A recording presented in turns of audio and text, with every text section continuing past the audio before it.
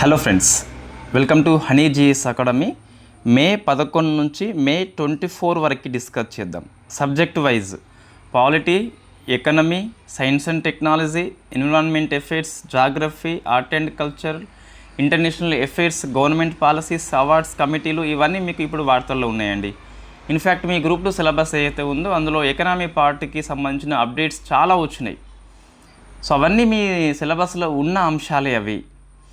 Exam ఎప్పుడు జరిగినప్పటికీ ఈ అంశాలు అధ్యయనం చేయాల్సిందే. సబ్జెక్ట్లో వచ్చిన అప్డేట్స్ ఇవి. మామూలు కరెంట్ అఫైర్స్ వేరు, సబ్జెక్ట్ యొక్క అప్డేట్స్ వేరు. Okay, so Telangana AP current affairs ఏదైతే ఉందో మనం ఏప్రిల్ మంత్ డిస్కస్ చేయాలి. అండ్ మే మంత్ కూడా మే 31 తర్వాత మనము ఈ 2 నెలలు కలిపి డిటిపి వర్షన్లో ఒక మ్యాగజైన్ రిలీజ్ చేసుకొని ఇన్ఫ్యాక్ట్ దాన్ని వివరణ ఇచ్చే ప్రయత్నం చేద్దాం. సో ఎకనామీ సిలబస్ ఏదైతే ఉందో టీజీపీఎస్సీ వాళ్ళది కావచ్చు, ఏపీపీఎస్సీ వాళ్ళది కావచ్చు, తెలంగాణ ఎకనమీ, ఏపీ ఎకనమీ ఆర్డర్లో అవే హెడ్డింగ్ పెట్టుకొని ఈ తెలంగాణ రీజనల్ ఇష్యూస్ కావచ్చు, ఏపీ రీజనల్ ఇష్యూ కావచ్చు, అందులో మనం ఇన్సెట్ చేసి డిస్కస్ చేద్దాం. దీనివల్ల ఏమవుతుంది అంటే మీకు ఇండియా ఎకనమీ సిలబస్ అనేది అయిపోయింది. ఇన్ఫ్యాక్ట్ మీరు చదివి ఉన్నారు, నెంబర్ ఆఫ్ టైమ్స్ రివిజన్ చేసి ఉన్నారు కాబట్టి కాన్సెప్ట్ మీకు తెలుసు. సో ఆ కాన్సెప్ట్ యొక్క ఫ్యాక్ట్ అంశాలే తెలంగాణ అండ్ ఏపీ ఎకనమీ అని చెప్పేసి పిలుస్తాం, అంతే. సో ఈ ఏపీ ఎకనమీ, తెలంగాణ ఎకనమీ సిలబస్లో లేని అంశాలు ఏవైతే ఉంటాయో, అవార్డ్స్ కావచ్చు, తెలంగాణలో జరిగిన నియామకాలు కావచ్చు, అటువంటివి మనము సిలబస్లో కాకుండా వేరే డిస్కస్ చేద్దాం. ఓకే అండి. రీజనల్ కరెంట్ అఫైర్స్ మనం స్కిప్ చేయట్లేదు, ఎకనమీ సిలబస్కి అనుగుణంగా తయారు చేస్తున్నాం. సో మే 15 వరకు అయిపోయింది అది, ఇంకొక 1 వీక్ ఏమో ఉంది ఇంకా, అంతే. రైట్. సో మిగతా అంశాలు ఇప్పుడు డిస్కస్ చేద్దాం. సో ఫస్ట్ చూస్తే మీకు పాలిటీ అండి, డే ఆఫ్ ఇంపార్టెన్స్ లాస్ట్ పేజ్లో ఉంది, అక్కడ డిస్కస్ చేద్దాం. సో అసెంబ్లీ ఎలక్షన్స్ అయిపోయినాయండి. క్వశ్చన్ ఒక్కటి వస్తే రావచ్చు. ఏపీపీఎస్సీ గ్రూప్ 2 తెలంగాణ జరిగే ఎస్ఐపిసి ఎగ్జామ్స్కి ఈ అసెంబ్లీ ఎలక్షన్స్ అనేది వెరీ వెరీ ఫేమస్. ఇన్ఫ్యాక్ట్ ఈ సీఎంల పేరు అడగకపోవచ్చు, బట్ ఇక్కడ కొన్ని రికార్డ్స్ వచ్చినాయి ఈ ఎలక్షన్స్ దృష్ట్యా, అవి వెరీ ఫేమస్ అండి. ఆ రికార్డ్స్ మీద మనం ఫోకస్ చేయాలి. So first West Bengal 293 assembly సీట్స్కి ఎలక్షన్ జరిగితే బీజేపీ 206. ఈ నెంబర్స్ మీద ఫోకస్ చేయకండి, అడగరు ఎవరు కూడా. సో సీఎం ఎవరు మనకి సువేందు అధికారి అని చెప్పేసి బీజేపీ నుంచి మనకి ఫస్ట్ వెస్ట్ బెంగాల్ లోపల మమతా బెనర్జీ సీఎంగా ఉండి సో భవానీపూర్ నుంచి పోటీ చేసింది, ఓడిపోయింది. సో కాబట్టి ఈ గెలుపు కంటే ఈ ఓటమి very importance. So Mamata Banerjee Bhawanipur అని చెప్పేసి గుర్తుపెట్టుకోండి. ఈ సువేందు అధికారి ప్రశ్న వచ్చింది, ఒక ఆప్షన్తో వదిలిపెట్టలేదు, ఏబిసిడి ఆప్షన్స్ వచ్చినాయి అంటే నియోజకవర్గాలు కూడా అడగవచ్చు, సీఎంలే గుర్తుపెట్టుకోండి. 2 చోట్ల పోటీ చేసిండు, 2 గెలిచిండు. In fact Bhawanipur very famous. Nandigram, so Nandigram రాజీనామా చేసిండు, భవానీపూర్ అయితే ఉంచుకోవడం జరిగింది. సో ఈ అసెంబ్లీ ఎలక్షన్ తర్వాత మంత్రివర్గ ఏర్పాటు అని చెప్పేసి ఉంటుంది కదా, గవర్నర్ నియామకం చేస్తాడు సీఎం సలహా ఇస్తే. గవర్నర్ పేరు మనకి ఆర్ఎన్ రవి అని చెప్పేసి తమిళనాడులో ఉండే, ఇప్పుడు వెస్ట్ బెంగాల్కి వచ్చిండు. అయితే ఓన్లీ 1 ఉమెన్ మినిస్ట్రీ ఉంది. సో ఆమె పేరు అగ్నిమిత్ర పౌల్ అని చెప్పేసి పిలుస్తాం. అంటే ఒకతే మహిళా మంత్రి ఈ మంత్రివర్గం లోపల కాబట్టి అగ్నిమిత్ర అని చెప్పేసి గుర్తుపెట్టుకోండి, అగ్నిమిత్ర అని చెప్పేసి గుర్తుపెట్టుకోండి. So assembly elections west Bengal ఇంతకంటే ఎక్కువ అవసరం లేదు. నెక్స్ట్ మనకి కేరళ కొంచెం ఇంపార్టెంట్ అంశాలు ఉన్నాయి. సో కేరళలో 140కి ఎలక్షన్ జరిగితే యూడిఎఫ్ 102 వచ్చింది. కాంగ్రెస్ అందులో అత్యధిక మెజార్టీ 63 అని చెప్పేసి, ఇక్కడ మెజార్టీ మనకి అవసరం లేదు. గవర్నర్ పేరు రాజేంద్ర విశ్వనాథ్ అర్లేకర్. తమిళనాడు కూడా ఇతనే పనిచేస్తున్నాడు. ఒక గవర్నర్ 2 రాష్ట్రాలకు పనిచేయవచ్చు. ఇది మీరు ఆన్సర్ చేయండి. ఒక గవర్నరు 2 స్టేట్స్కి పని చేస్తే అతనికి ఎంత సాలరీ ఇవ్వాలనో ఎవరు డిసైడ్ చేస్తారు? ఏమంటున్నా, ఎంత సాలరీ ఇవ్వాలనో ఎవరు డిసైడ్ చేస్తారు? మీరు అనుకునే క్వశ్చన్ వేరు, అడిగే క్వశ్చన్ వేరు ఇక్కడ. ఓకే, సో సీఎం ఎవరు మనకి దామోదర్ మీనన్ సతీశన్ అని చెప్పేసి పరవూరు అసెంబ్లీ నుంచి ఎన్నికవడం జరిగింది. సో ఇక్కడ మీకు మహిళలు 2 ఉన్నారు కాబట్టి మంత్రివర్గం అంత ఇంపార్టెంట్ ఏం కాదు, ఒకరు ఉన్నప్పుడే ఇంపార్టెంట్ అవుతుంది. అయితే ఈ మంత్రివర్గం నుంచి చూస్తే వెరీ ఫస్ట్ టైం ఒక రాష్ట్రము అనేది ప్రత్యేకమైన ఏఐ పోర్ట్ఫోలియో, ఏఐ మంత్రివర్గం అని చెప్పేసి ఏర్పాటు చేసింది. అంటే ఏఐ మంత్రి అని చెప్పేసి ఒక ప్రత్యేకమైన శాఖ వచ్చింది. కామర్స్ అండ్ ఇండస్ట్రీ కింద వస్తుంది ఇది. సో ఆయన పేరు మనం గుర్తుపెట్టుకోవాలి, పీకే కున్హాలి కుట్టి అని చెప్పేసి. ఈ కుట్టి మహిళ కాదు, ఇన్ఫ్యాక్ట్ మనకి పురుషుడే అండి. ఓకే, సో కున్హాలి కుట్టి ఏఐ మినిస్టర్, ఫస్ట్ టైం కాబట్టి మినిస్ట్రీ పేరు గుర్తుపెట్టుకోవాలి. అయితే సెకండ్ స్టేట్ కూడా మీకు ఉన్నదండి, అది తమిళనాడు అని చెప్పేసి కూడా మనకి విజయ్ మంత్రివర్గము ఏఐ మినిస్ట్రీని ఏర్పాటు చేసింది. ఫస్ట్ స్టేట్ కేరళ, సెకండ్ వచ్చేసి తమిళనాడు. మనకి 2 రాష్ట్రాలు ఏఐ కోసము మంత్రివర్గం అనేది ఏర్పాటు చేయడం జరిగింది. ఒకసారి ఇది మీరు ఆన్సర్ చేయండి, ప్రపంచంలోనే ఏఐ కోసం ఫస్ట్ మినిస్ట్రీ ఏ దేశం అని చెప్పేసి మీరు ఆన్సర్ చేయండి. మనం డిస్కస్ చేసినాము ఇంతకుముందు. ఓకే, సో అస్సాం అని చెప్పేసి ఉంది. బీజేపీ 82 స్థానాలు గెలుచుకుంది, అత్యధిక మెజార్టీ వచ్చింది. సో లక్ష్మణ్ ప్రసాద్ ఆచార్య గవర్నర్ అండి. ఎందుకు గవర్నర్ పేర్లు అవసరం అంటే, ముఖ్యమంత్రి క్వశ్చన్ అడిగినప్పుడు కొనసాగింపు ప్రశ్న వచ్చినప్పుడు గవర్నర్ కూడా మీకు అడగవచ్చు, ప్రమాణ స్వీకారం చేయించిన వ్యక్తి అని చెప్పేసి. సో హిమంత్ శర్మ వరుసగా 2వసారి అండి. అయితే ఈ అస్సాం లోపల వరుసగా 2 సార్లు సీఎంగా నియామకమైన తొలి కాంగ్రెసేతర వ్యక్తి, నాన్ కాంగ్రెస్ అని చెప్పేసి. సో ఈ కొన్ని రికార్డ్స్, అందుకే ఇవి ఫోకస్ చేయండి. సో తొలి కాంగ్రెసేతర వ్యక్తి అని చెప్పేసి పిలుస్తాం. ఉమెన్ ఉన్నారు ఒకరు, అజంతా నియోగి అని చెప్పేసి పిలుస్తాం. సో అజంతా నియోగి అని చెప్పేసి ministry of women child development అని చెప్పేసి, అజంతా నియోగి గుర్తుపెట్టుకోవాలి, అస్సాం అజంతా అని చెప్పేసి. సో నెక్స్ట్ మీకు పుదుచ్చేరి అండి. సో పుదుచ్చేరి 30 అయితే ఎన్డీఏ కూటమి 18 గెలుచుకుంది. ఏఐఎన్ఆర్సీ అని చెప్పేసి అందులో అత్యధిక మెజార్టీ 12 వచ్చినాయి.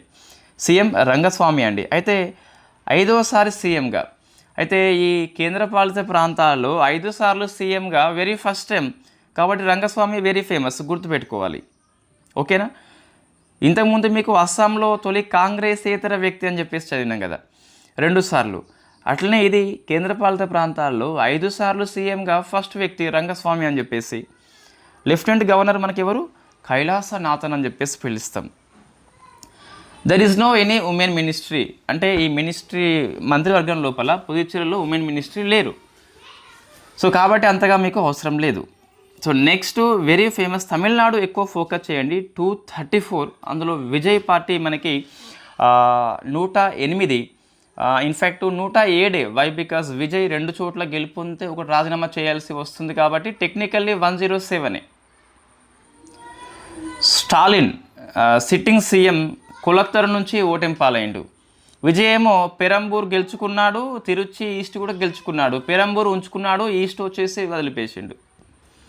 తమిళిగా వెట్రి కజగం అని చెప్పేసి పార్టీ పేరు. గవర్నర్ విశ్వనాథ్ అర్లేకర్, ఇంతకుముందు మనం డిస్కస్ చేసినాం, కేరళకి ఇతనికి తమిళనాడుకి ఇద్దరు ఒకరే అని చెప్పేసి. తొలి సంతకాలు నాట్ మచ్ ఇంపార్టెంట్, ఏమో ఒకసారి చూసుకోండి. ఎందుకంటే తమిళ యాక్టరు, ఇన్ఫ్యాక్ట్ కొంతమంది ఎగ్జామినర్స్ కూడా ఫేవరెట్ అయి ఉంటాడు కాబట్టి తన ఫేవరెట్ యాక్టర్ 3 సంతకాలు ఏంటని చెప్పేసి అడగవచ్చు అతను. 200 యూనిట్స్ ఫ్రీ అండి ఎలక్ట్రిసిటీ వచ్చేసి.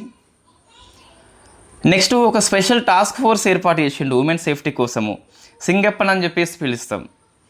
నెక్స్ట్ ఈ డ్రగ్స్, ఇన్ఫ్యాక్ట్ నార్కోటిక్స్ లేదా మత్తు పదార్థాలు సేవించకుండా యాంటీ నార్కోటిక్ టాస్క్ ఫోర్స్ ఏర్పాటు చేసిండు. ఇది కూడా వెరీ ఫేమస్. ఈ 3 సంతకాలు కొంచెం గుర్తుపెట్టుకోండి. క్వశ్చన్ డెప్త్ అడిగినప్పుడు ప్రశ్న వస్తుంది కంపల్సరీ, మీరు ప్రీవియస్ ఇయర్ క్వశ్చన్ చూసి తెలుస్తుంది. ఏ మినిస్ట్రీ ఏర్పాటు చేసిండు, సెకండ్ స్టేట్. ఫస్ట్ వచ్చేసి కేరళ, తమిళనాడు కంటే ముందే. 2 ఒకేసారి అయినప్పటికీ కొంచెం ముందు కేరళ వస్తుంది. సో ఆర్ కుమార్ అని చెప్పేసి పిలుస్తాం, అక్కడ కుట్టి ఇక్కడ కుమార్ అని చెప్పేసి ఉన్నాడు. ఉమెన్ మినిస్ట్రీస్ అనేది 2, 3, 4 ఉన్నారు ఇక్కడ. మరి 4 పేర్లు అవసరం అంటే ఒక్కసారి చూసుకోండి. వై బికాస్ విజయ్ మంత్రివర్గం అండి. సో యాక్టర్ కాబట్టి ఎగ్జామినర్స్ ఎవరైనా ఫేవరెట్ యాక్టర్ అయితే ప్రశ్న అడగవచ్చు, మా ఫేవరెట్ యాక్టర్ ఉమెన్స్కి మినిస్ట్రీ ఇచ్చాడని చెప్పేసి ఆ ఉమెన్స్ పేర్లు ఇటువైపు మ్యాచింగ్ ఇస్తే మనం చేసేది ఏం లేదు. కాబట్టి ఒకసారి చూసుకుంటే సరిపోతుంది. ఎస్ కీర్తన ఇండస్ట్రీస్, సో పరిశ్రమలు, కీర్తి రంగం అని చెప్పేసి అట్లా గుర్తుపెట్టుకోండి.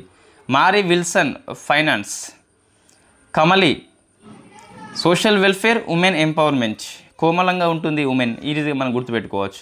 జగదీశ్వరి హ్యాండ్లూమ్స్ అని చెప్పేసి పిలుస్తాం, చేనేత లేదా టెక్స్టైల్స్ అని చెప్పేసి పిలుస్తాం. సో అవి మీకు ఈ 5 స్టేట్స్ అండ్ యూటీస్ అసెంబ్లీ ఎలక్షన్స్లో గమనించదగ్గ అంశాలండి. ఇంకా మీకు ఎక్స్ట్రా పాయింట్స్ ఏవి అవసరం లేదు, trust me. Women empowerment committee అని చెప్పేసి మీకు పార్లమెంట్ లోపల డిపార్ట్మెంట్ రిలేటెడ్ స్టాండింగ్ కమిటీ అని చెప్పేసి డిఆర్ఎస్సి ఉంటాయి. అందులో ఒకటి మనకి ఉమెన్ స్టాండింగ్ కమిటీ అని చెప్పేసి పిలుస్తాం. సో ఇది లోక్సభ స్పీకర్ నియామకం చేసిండు. 2026-27 1 ఇయర్కి పార్లమెంట్ కమిటీలు పనిచేస్తాయి. దగ్గుబాటి పురంధేశ్వర్కి ఇవ్వడం జరిగింది. కొంచెం ఏపీ వాళ్ళు ఫోకస్ చేయండి, తెలంగాణ వాళ్ళకి కూడా అవసరమే. ఉమెన్ ఎంపవర్మెంట్ కమిటీ ఏంటి మనం డిస్కస్ చేసిన రెగ్యులర్ పాలిటీ కోర్సులో. It is a joint committee. Lok Sabha ఉంటుంది, రాజ్యసభ సభ్యులు కూడా ఉంటారు. 20+10 అని చెప్పేసి 30 ఉంటుంది. 1997లో ఏర్పాటు చేసుకున్నాం మనం. ఈ ఇయర్ గుర్తుపెట్టుకోవాలి ఉమెన్స్ కాబట్టి. నెక్స్ట్ ఈ కోర్టులో ఇన్ఫ్రాస్ట్రక్చర్ డెవలప్మెంట్ కోసం అని చెప్పేసి మన సిజేఐ ఓ కమిటీ నియామకం చేసిన ఆయన పేరు justice Aravind Kumar. Aravind Kumar very famous. ఇటీవల యశ్వంత్ సిన్హా ఇన్ఫ్యాక్ట్ తొలగింపు తీర్మానం కోసం అని చెప్పేసి జడ్జెస్ కమిటీ ఉంటుంది కదా 3 సభ్యులది, దానికి అరవింద్ కుమార్ నాయకత్వం వహిస్తున్నాడు. Next 1 case. సో 1 డాటా అని చెప్పేసి ఒక చొరవ అండి ఇది డాటా.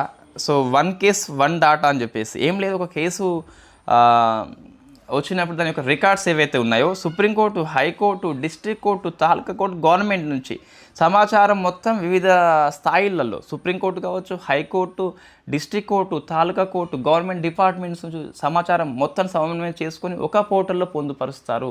అదే 1 కేసు, ఆ కేసు మొత్తానికి ఒకటే డాటా అని చెప్పేసి పిలుస్తాం. 1 కేస్ 1 డాటా మీన్స్ సమాచారము సమన్వయం చేసుకొని ఒక యూనిఫైడ్ పోర్టల్లో పొందుపరుస్తారు. నెక్స్ట్ సుసహాయక్ చాట్బాట్ అని చెప్పేసి ఒక చాట్బాట్. ఇది నేషనల్ ఇన్ఫర్మేటిక్స్ సెంటర్ అని చెప్పేసి డెవలప్మెంట్ చేసి సుప్రీంకోర్టు రిజిస్ట్రీ సహాయంతో ఇది కోర్టు ఏదైతే సేవలు అందిస్తుందో ఆ సేవల్ని కన్జ్యూమర్స్కి సమర్థవంతంగా అందుబాటులోకి తెచ్చేలా ఇది పనిచేస్తుందండి. సో సుసహాయక్ చాట్బాట్ గుర్తుపెట్టుకోవాలి, 1 కేస్ 1 డాటా గుర్తుపెట్టుకోవాలి, అరవింద్ కుమార్ కమిటీ గుర్తుపెట్టుకోవాలి. ఇవి మీకు పాలిటీ అప్డేట్స్ అండి. ఇందులో మీరు ఈ అసెంబ్లీ ఎలక్షన్స్ ఏవైతే ఉన్నాయో ఇవి కరెంట్ అఫైర్స్ 6 మంత్స్ తర్వాత అంతగా అవసరం ఉండదు. ఈ ఏఐ మినిస్ట్రీ ఉంది కదా, అవి మీరు ఎక్కడ డిస్కస్ చేస్తామంటే మనము రెగ్యులర్ సబ్జెక్ట్ లోపల సీఎం అండ్ మంత్రిమండలి పాఠం ఉందా, సో అక్కడ మీరు రాసుకోండి. తొలి ఏఐ మినిస్ట్రీ ఏర్పాటు చేసిన రాష్ట్రము ఫస్ట్ కేరళ అని చెప్పేసి, సెకండ్ తమిళనాడు అని చెప్పేసి. ఆ మినిస్ట్రీస్ పేరు అవసరం లేదు, ఆ కుమార్ కుట్టి మనకి అవసరం లేదు, సబ్జెక్టు పరంగా నేను చెప్తున్నా. తర్వాత ఈ ఉమెన్ ఎంపవర్మెంట్ కమిటీ కూడా సబ్జెక్ట్ పరంగా వచ్చిన డెవలప్మెంట్ ఇక్కడ ఏమీ లేదు. ఆల్రెడీ ఉన్న కమిటీ జస్ట్ నియామకం జరిగింది, అది అవసరం లేదు. ఈ 1 కేస్ 1 డాటా చొరవ కాన్సెప్ట్ ఏంటి సుప్రీంకోర్టులో రాసుకోవాలి. సుసహాయక్ చాట్బాట్ సుప్రీంకోర్టులో రాసుకోవాలి కంపల్సరీ. ఇవి 2 సబ్జెక్ట్ యొక్క అప్డేట్స్ మీకు, అంటే ఎప్పటికీ అధ్యయనం చేయాల్సిన అంశాలు ఎగ్జామ్ ఏ ఇయర్లో ఉన్నప్పటికీ. Next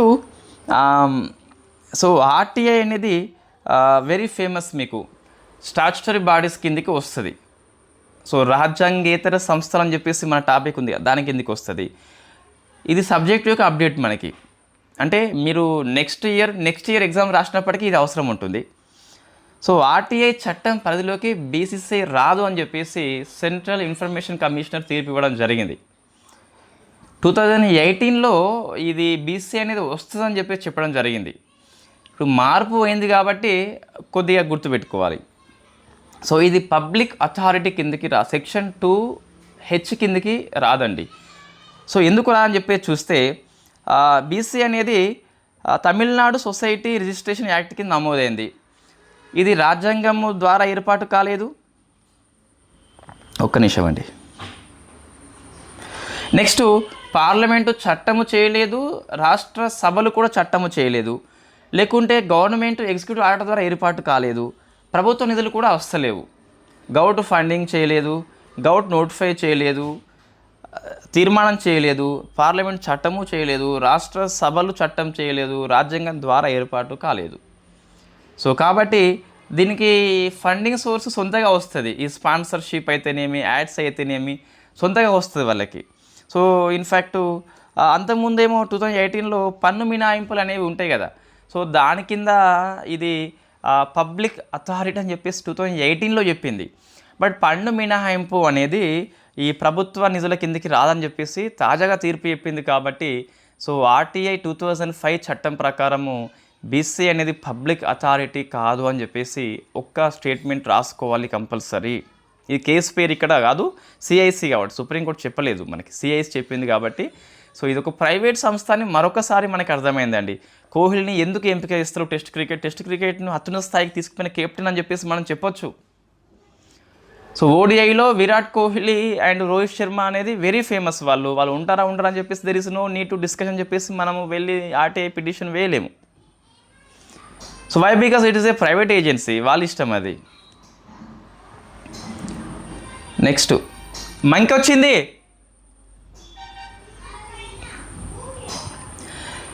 central zone council meeting అని చెప్పేసి. ఇది చాలామంది నెగ్లిజెన్సీ చేస్తారు ఇటువంటి మీటింగ్స్. ఒకసారి టీజీపీఎస్సీ అడిగిందా, మనం అంతం కవర్ చేసినాం ఆల్రెడీ.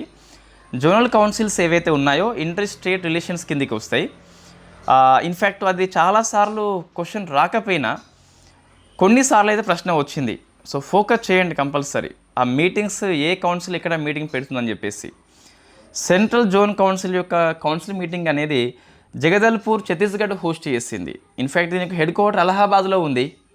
రొటేషన్ బేస్లో ఒక్కొక్క స్టేటు మీటింగ్ పెట్టుకుంటాయి కాబట్టి సార్ అలహాబాద్ అని చెప్పేసి గుర్తుపెట్టుకోండి. Always chairperson ministry of home అఫేర్సే ఉంటారు.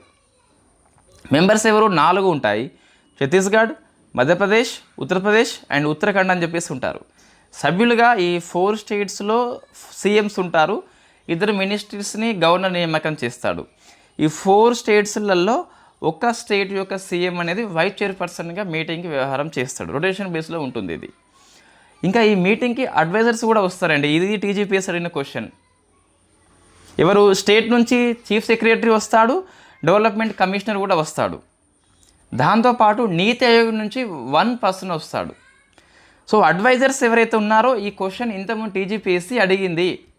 అదేవిధంగా ఈ 5 జోనల్ కౌన్సిల్స్ ఏవైతే ఉన్నాయో దీనికి ఈ నార్త్ ఈస్ట్ రీజన్ కౌన్సిల్కి డిఫరెన్సెస్ ఏంటి?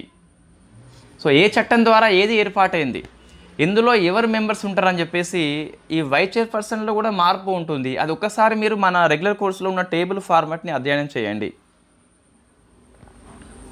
నెక్స్ట్ సుప్రీంకోర్టు జడ్జెస్ యొక్క నెంబర్ని పెంచిండ్లు. ఇన్ఫ్యాక్ట్ మనం డిస్కస్ చేసినాం ఇది మే 10th లోపు ఉన్న కరెంట్ అఫైర్స్కి. దానికి ఇప్పుడు కొత్తగా వచ్చిన అప్డేట్ ఏంటంటే రాష్ట్రపతి ఆర్డినెన్స్ని ఆమోదించింది 123 ఆర్టికల్ అధికారం ఉపయోగించుకొని. సో ప్రజెంట్ మీకు ఎంత 33+1 కాదు 37+1. సో ఇది ప్రజెంట్ క్యాబినెట్ ఆమోదించింది, ఆర్డినెన్స్ రాష్ట్రపతి ఆమోదించారు కాబట్టి అమల్లోకి వచ్చినట్టే. ఇంకా 37+1 అని చెప్పేసి పిలుస్తాం. 38 అని చెప్పేసి ఉంది. 38కి పెంచలేదు, 37కు పెంచింది, 33ని 37 చేసింది. సో మరి దేన్ని సవరిస్తున్నాము, ఏ చట్టాన్ని అంటే గుర్తుపెట్టుకోండి, ఇక్కడ గుర్తుపెట్టుకోండి అని చెప్పేసి 2 times చెప్తున్నా. 1950లో ఉన్న నెంబర్ని కాదు, మనకి 1956 supreme court number of judges act అని చెప్పేసి ఉంటుంది. సో దాన్ని ఆ ఒరిజినల్ యాక్ట్ని సవరణ చేసినాం మనం. 1950 రాజ్యాంగం అమల్లోకి వచ్చినప్పుడు నెంబర్ వేరు మనకి. 1956 supreme court number of judges act అని చెప్పేసి ఉంది కదా, దాన్ని మనం మార్పు చేసుకోవడం జరిగింది. ఓకేనా?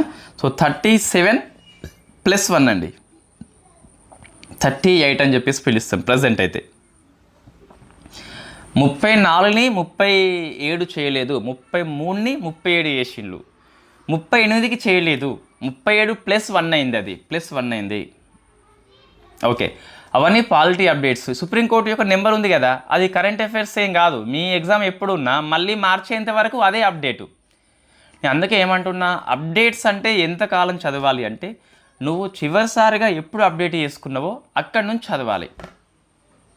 ఇప్పుడు పాలిటీ అప్డేట్స్ మనము సెప్టెంబర్ 2024లో డిస్కస్ చేసినాం, పెద్ద వీడియో. మళ్ళీ ఎగ్జామ్స్ ముందు డిస్కస్ చేస్తాం,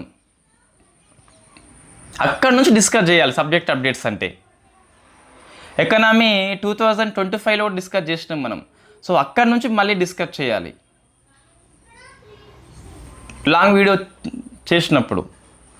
2027 ఇయర్ 26 ఇయర్ అని కాదు అక్కడ మనం చివరిసారిగా ఎప్పుడు చేసుకున్నామో గుర్తుపెట్టుకొని అక్కడి నుంచి చేసుకోవాల్సిన అవసరము స్పష్టంగా ఉంటుంది. Okay, so Yashwant cooperative bank licence రద్దు అండి. టీజీపీఎస్సీ ఒక బ్యాంక్ లైసెన్స్ రద్దు విషయంలో క్వశ్చన్ అడిగింది. సో అది మనం డిస్కస్ చేసినాం అంతకుముందే. కరెంట్ అఫైర్స్లో మనం ఏది స్కిప్ చేయట్లేదు, కొంచెం వెనుక ముందు అవుతుంది కొన్నిసార్లు తప్పితే. ఇన్ఫ్యాక్ట్ ఫ్యామిలీ ఇష్యూస్ వల్ల కావచ్చు, పర్సనల్ ఇష్యూస్ వల్ల కావచ్చు. సో సరైన సమయంలో మాత్రం కంటెంట్ ఇవ్వడం జరుగుతుంది, సరైన కంటెంట్ ఇవ్వడం జరుగుతుంది. There is no doubt about it. So Maharashtra దీన్ని రద్దు చేసిండ్రు. ఇది రాసేలోపు మరొకటి రద్దు అయిపోయింది, సర్వోదయ సహకార బ్యాంక్ లైసెన్స్ అని చెప్పేసి. సో 2 బ్యాంకుల లైసెన్స్ రద్దయింది. బ్యాంకుల పేర్లు compulsory must be remember current అఫైర్స్లో. దాన్ని పోయి మీ సబ్జెక్ట్లో దాన్ని ఇన్పుట్ చేయొద్దు, అవసరం లేదు. So what about depositors?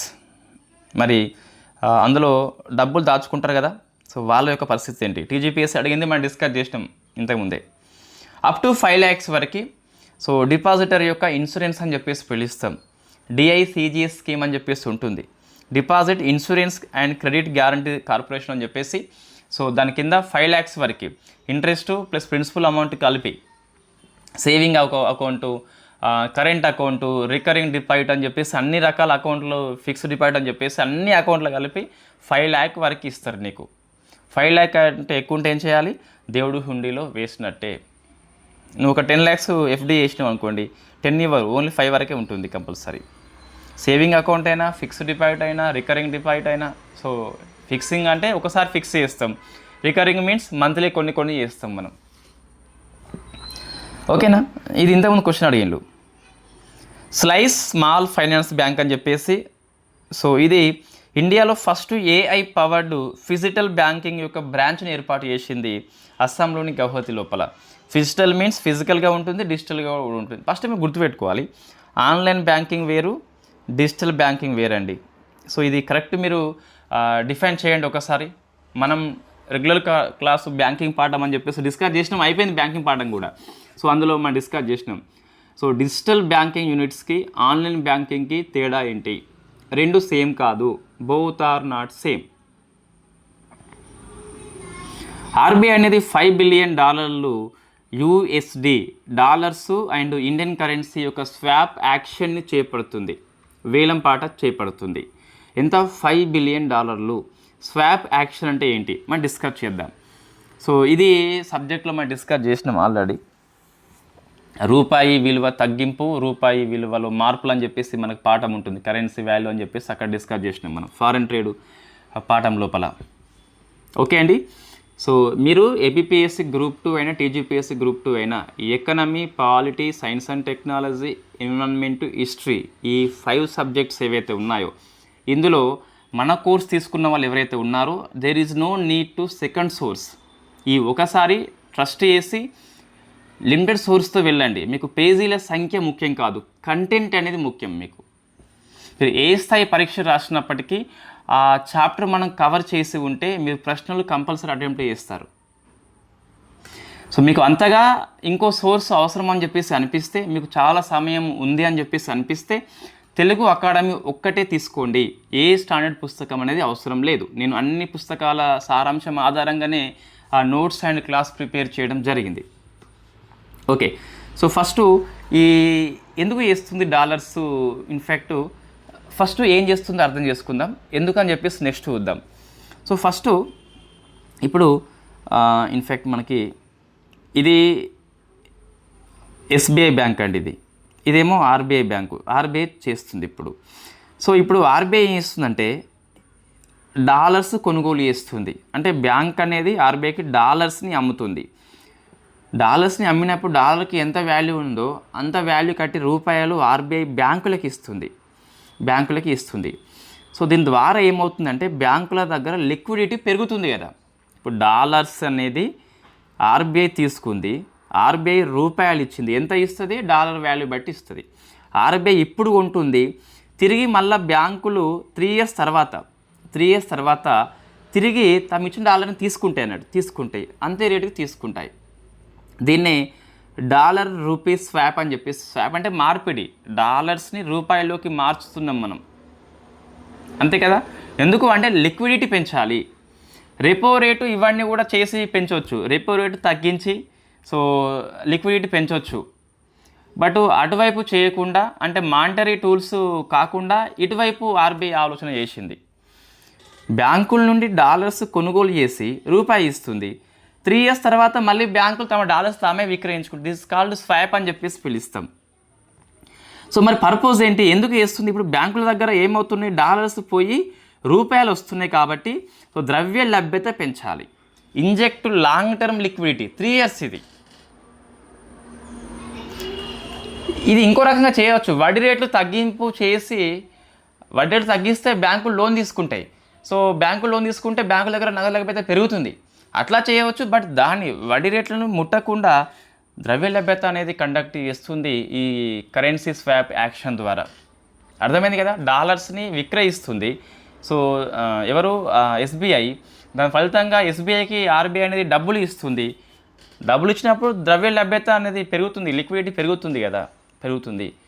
So వడ్డీ రేట్లు మార్చి కూడా చేయవచ్చు, బట్ దాన్ని కాకుండా దీన్ని ఎంచుకుంది.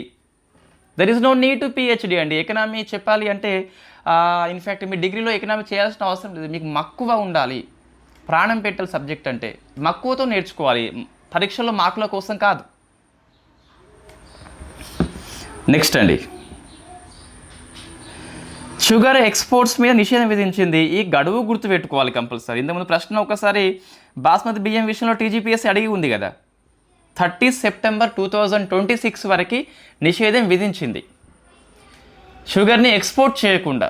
సో ఇది మీకు కరెంట్ అఫైర్స్ కాదు, మీ ఎక్కడ అంటే ఎగుమతులు దిగుమతులు మనకు ఫారెన్ ట్రేడ్ పాఠంలో దీన్ని, లేదా వ్యవసాయం పాఠంలో రాసుకోండి, ఏముంది.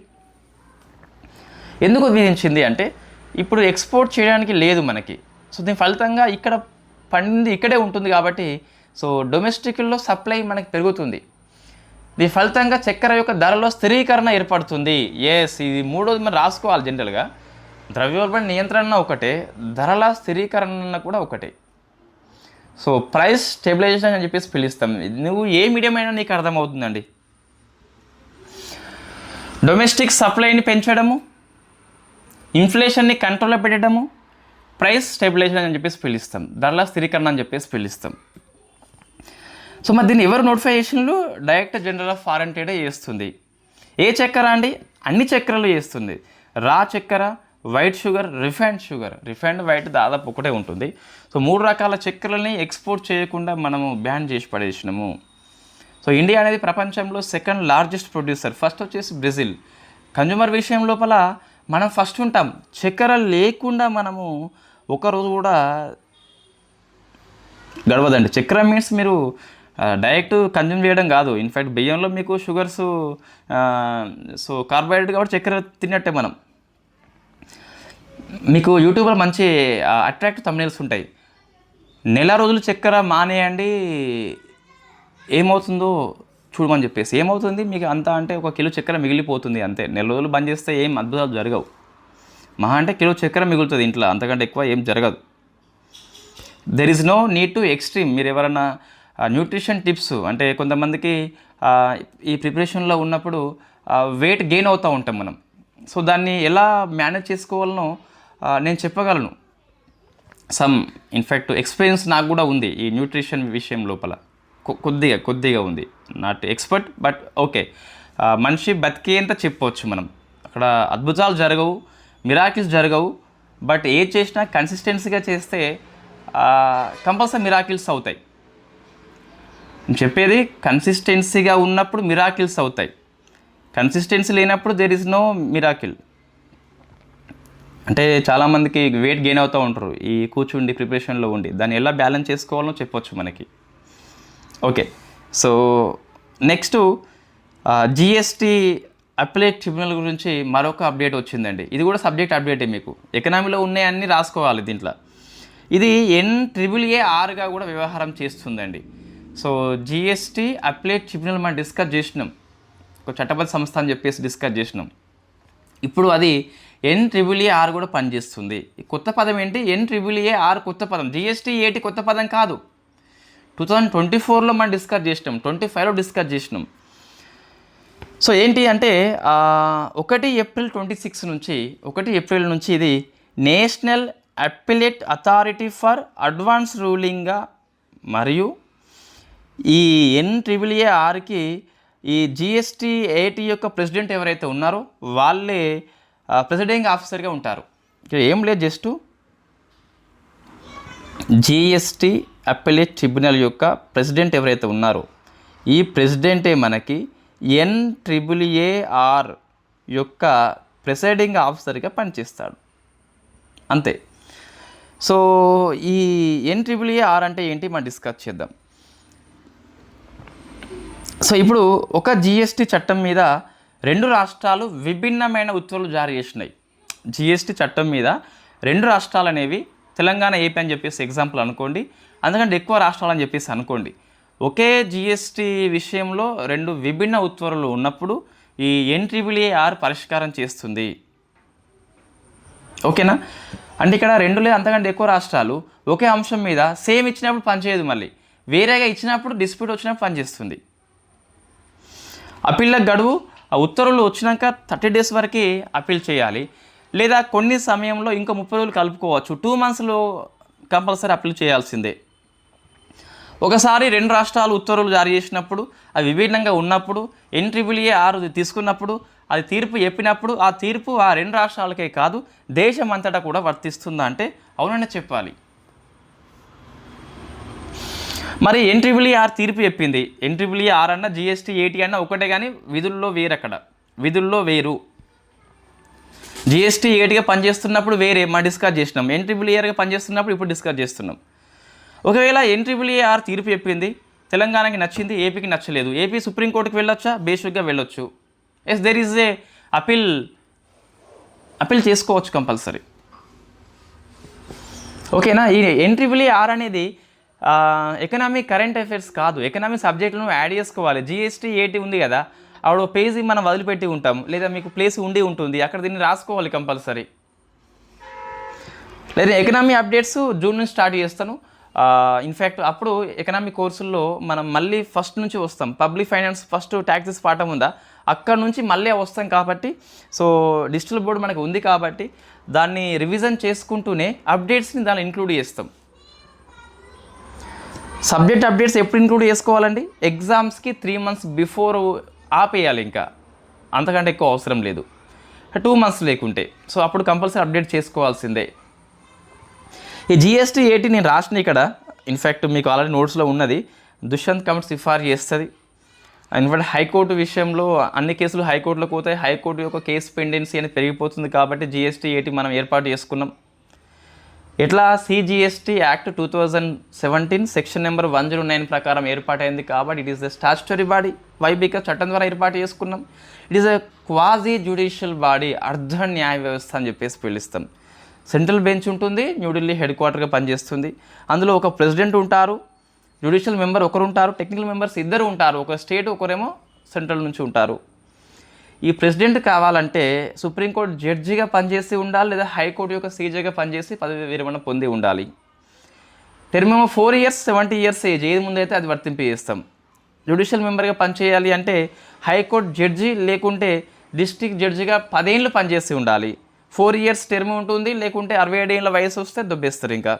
సో ఇవి 3 సభ్యులు, టెక్నికల్ మెంబర్ వచ్చేసి 2, జ్యుడిషియల్ మెంబర్ వచ్చేసి 1, 3 సభ్యులు ప్లస్ ఒక ప్రెసిడెంట్ అని చెప్పేసి పిలుస్తాం. ఈ ప్రెసిడెంటే NAAR యొక్క POగా పనిచేస్తాడు. ఈ NAAR ఏం పనిచేస్తుంది? 2 రాష్ట్రాలు GST విషయంలో విభిన్న ఉత్తర్వులు జారీ చేస్తే NAARకి వెళితే అప్పీల్ చేసుకుంటే అప్పుడు NAAR తీర్పు చెప్తుంది. ఆ తీర్పు ఆ 2 రాష్ట్రాలకే కాదు, అదే అంశం విషయంలో అన్ని రాష్ట్రాలకు కూడా వర్తింపజేస్తామంటే ఎస్, అబ్సల్యూట్లీ అప్లికేబుల్ అవుతుంది. అప్పీల్ చేసుకోవాలంటే ఎంత గడువు? 30 రోజులు గడువు. కొన్ని పరిస్థితుల్లో ఇంకా 30 రోజులు అదనంగా ఇస్తాం, అంతే. రెగ్యులర్ కరెంట్ అఫైర్స్ క్లాస్లో ఇంతగానం సబ్జెక్ట్ని కవర్ చేయరు. సో మనం తక్కువ టైంలో ఎక్కువ సబ్జెక్ట్ కవర్ చేస్తాం. నెక్స్ట్ 26-27 మార్కెట్ సీజన్ కాను విత్తనాలు నాటకంటే ముందే ఖరీఫ్ పంటలకి MSP ప్రకటించింది. Cabinet committee on economy affairs headed by PM, not finance minister ఆమోదించిండు. CAC సిఫార్సు చేసింది. 14 మ్యాండేటరీ క్రాప్స్ అని చెప్పేసి పిలుస్తాం. సో మరి ఎట్లా సిఫార్సు చేస్తుంది అంటే A2 + FL ఉంటుంది, దాన్ని ఇంటూ 1.5 times. 2018-19 బడ్జెట్ నుంచి ఇదే మనం ఫాలో అవుతున్నాం. C2 మీద కాదు, A2 + FL మీద ఇస్తాం. సో ప్యాడీ అంటే వరి కామన్ ఏమో 2441 ఉంది, గ్రేడ్ ఏనేమో 2461 అని చెప్పేస్తుంది. క్వింటాల్కి 72 రూపాయలు పెంచినాం మనం. ఈ వరిది గుర్తుపెట్టుకోవాలి. ఎక్కువ పెంచింది ఏంటని చెప్పేసి అడిగితే అచ్చా ఇంకొకటి టీజీపీఎస్ వాళ్ళకైతే ఇంకోటి ఖరీఫ్ సీజన్ వస్తుంది, మేబీ ఏపీపీఎస్ వాళ్ళకి ఇంకోటి రాకపోవచ్చు. చెప్పేది గ్రూప్ 2 గురించి. సన్ఫ్లవర్కి ఎక్కువ పెంచినామండి, 622 అని చెప్పేసి పెంచినాం. కాటన్కి 557 పెంచినాం. గుర్తుపెట్టుకోవాలి జస్ట్ ఇవి. నైజర్ సీడ్కి 515 పెంచినాం. దీన్ని వెరి నువ్వులు అని చెప్పేసి సంథింగ్ అది పిలుస్తాం. సీసెమ్ నువ్వులకేమో 500 పెంచినాం. సో ఇవి గుర్తుపెట్టుకోవాలండి, ఎక్కువ పెంచినాయి అని చెప్పేసి సరిపోతుంది. ఈ 14 పంటలు ఏవని చెప్పేసి కొన్నిసార్లు ప్రశ్న వస్తే రావచ్చు కదా.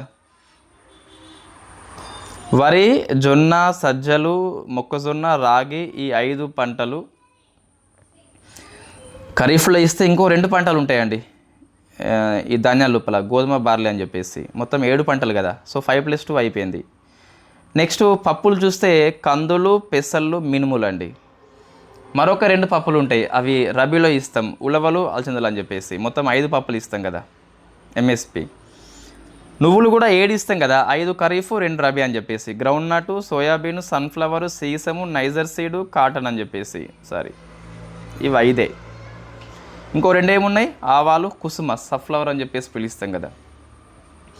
సో 5+2 7 అయిపోయింది. ఇంకోటి వాణిజ్య పంట. సో 14 ఖరీఫ్ పంటలు, 6 రబీ పంటలు, 2 వాణిజ్య పంటలు ఉంటాయి. ఇన్ఫ్యాక్ట్ 3 వాణిజ్య పంటలు, కానీ ఆ కాటన్ని మనం ఖరీఫ్లో కలిపేస్తాం.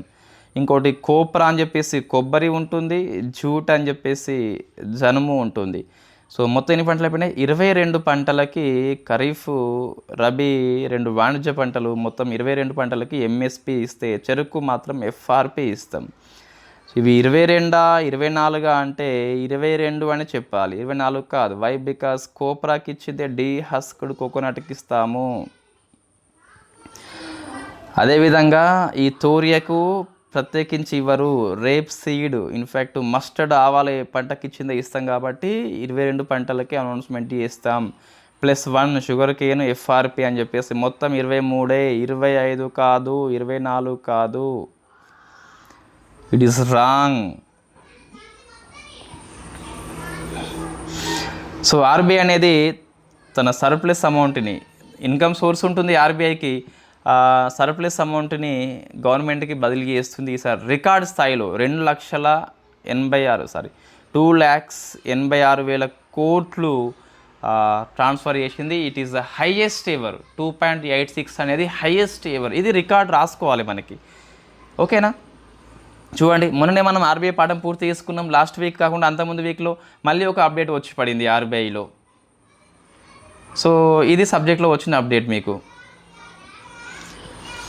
ఆర్బీఐ తన సర్ప్లస్ అమౌంట్ని గవర్నమెంట్ బదిలీ చేయాలన్నా చట్టం ప్రకారం చేయాల్సిందే. ఆర్బీఐ యాక్ట్ 1934 అని చెప్పి సెక్షన్ నెంబర్ 47 అని చెప్పేసి ఉంటుంది. దీని ప్రకారం బదిలీ చేస్తుంది. ఎంత చేస్తుంది there is no correct figure లేదు. బట్ మీకు కొన్ని కమిటీల యొక్క సిఫార్సు బట్టి చూస్తే బిమల్ జలాన్ కమిటీ అని చెప్పేసి ఇది అత్యవసర నిల్వలు ఉంచుకొని 5.5 నుంచి 6.5 వరకు బదిలీ చేయమన్నది. 2024-25 బడ్జెట్లో దీన్ని మార్చుకున్నాము. 4.5 నుంచి 7.5 వరకు ఉంచుకొని మిగతా అంతా బదిలీ చేయాలి. ఎందుకు అంటే రిస్క్ బఫర్ అని చెప్పేసి పిలుస్తాం. సో ఆర్బీఐ సర్ప్లస్ ఉంది కదా, దీన్ని డివిడెండ్ అని చెప్పేసి అనొచ్చా? అనరాదండి. ప్రభుత్వ సంస్థలు వేరు, ఆర్బీఐ వేరు. గవర్నమెంట్ యొక్క కంట్రోల్లో పనిచేయదు. It is a independent body అని చెప్పేసి పిలుస్తాం. ఆర్బీఐకి ఇన్కమ్ ఎలా వస్తుంది అసలు అంటే, జీసెక్లు కొనుగోలు అమ్మకం చేస్తే దాని మీద ఇంట్రెస్ట్ వస్తుంది. మనం రెపో రేట్ అని చెప్పేసి అప్పులు ఇస్తుంది కదా, ఎంఎస్ఎఫ్ అని చెప్పేసి అప్పులు ఇస్తుంది కదా, దాని మీద ఇంట్రెస్ట్ వస్తుంది. ఫారెన్ సోర్స్ మీద ఇంట్రెస్ట్ వస్తుంది. ఫారెన్ ఎక్స్చేంజ్ని కొనడం అమ్మడం చేస్తే దాని మీద లాభం వస్తుంది.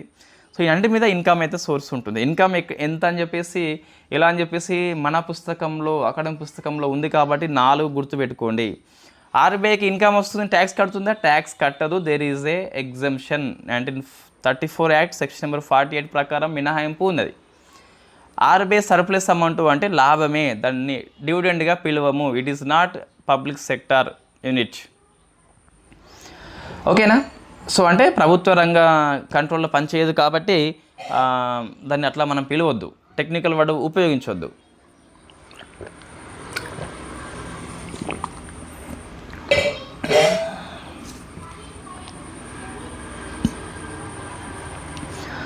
Next economy, advanced authorization scheme పథకం కింద బంగారం దిగుమతి మీద ఆంక్షలు విధించింది.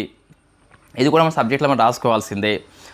సో అంటే బంగారం దిగుమతులు 100 కిలోలకే పరిమితం చేసినండి. దేని కింద? ఏఏఎస్ స్కీమ్ కింద. సో ఇన్ఫ్యాక్ట్ అంతకుముందు అపరిమితంగా దిగుమతి చేసుకునేది ఏఎస్ కింద, ఇప్పుడు 100 కేజీలు అని చెప్పేసి పరిమితి విధించిండ్రు, డీజీఎఫ్టీ విధిస్తుంది. So what is the AAS చూద్దాం ఒకసారి. సో అందుకే సబ్జెక్ట్ అప్డేట్స్ అంటే సబ్జెక్ట్ తెలిసి ఉండాలి. ఏదో ఉత్తగా జిఎస్టీ చైర్పర్సన్ ఎవరని చెప్పేసి గట్లా సబ్జెక్ట్ అప్డేట్స్ కాదు. మీకు క్షుణ్ణంగా గ్రూప్ 2 సిలబస్ మీద మంచి పట్టు ఉన్నప్పుడు సబ్జెక్ట్ అప్డేట్స్ని అవలీలగా మనం టీచ్ చేయవచ్చు. Okay, so foreign trade policy 2023 అని చెప్పేసి ఉన్నదా లేదా? ఉన్నది. అందులో మనకి 4 పిల్లర్స్ ఉంటాయి. ఉన్నాయి లేవా? 4 పిల్లర్స్ ఉన్నాయి. అందులో ఒక పిల్లర్ మనకి ఇన్సెంటివ్ టు ట్యాక్స్ రెమిషన్, అంటే పన్ను మినహాయింపు, పన్ను ఉపశమన చర్యలు అని చెప్పేసి పిలుస్తాం. ఎక్స్పోర్టర్స్ని ప్రోత్సహించాలని చెప్పేసి ఈ పన్నుల విషయంలో కొన్ని మినహాయింపులు, కొన్ని ఉపశమన చర్యలు ఉంటాయి. అది ఫారెన్ ట్రేడ్ పాలసీ 23 లోపల 4 పిల్లర్స్ లోపల ఫస్ట్ పిల్లర్ మనకి దాని కిందకి వస్తుంది ఏఏఎస్ అని చెప్పేసి. సో ఒకసారి మనం చూద్దాం.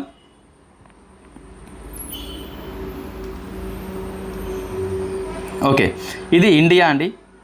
సో ఇండియాలో ఒక ఎక్స్పోర్టర్స్ నేనని చెప్పేసి అనుకోండి, నేను ఇంపోర్టెడ్ రా మెటీరియల్ అంటే శుద్ధి చేయని బంగారాన్ని దిగుమతి చేసుకున్నాను అనుకోండి. ఇంతకుముందు ఎంతైనా దిగుమతి చేసుకోవచ్చు, ఇప్పుడు 100 కేజీలకు మినహాయింపు ఇచ్చినాం మనం, అంటే 100 కేజీల వరకే దిగుమతి చేసుకోవచ్చు.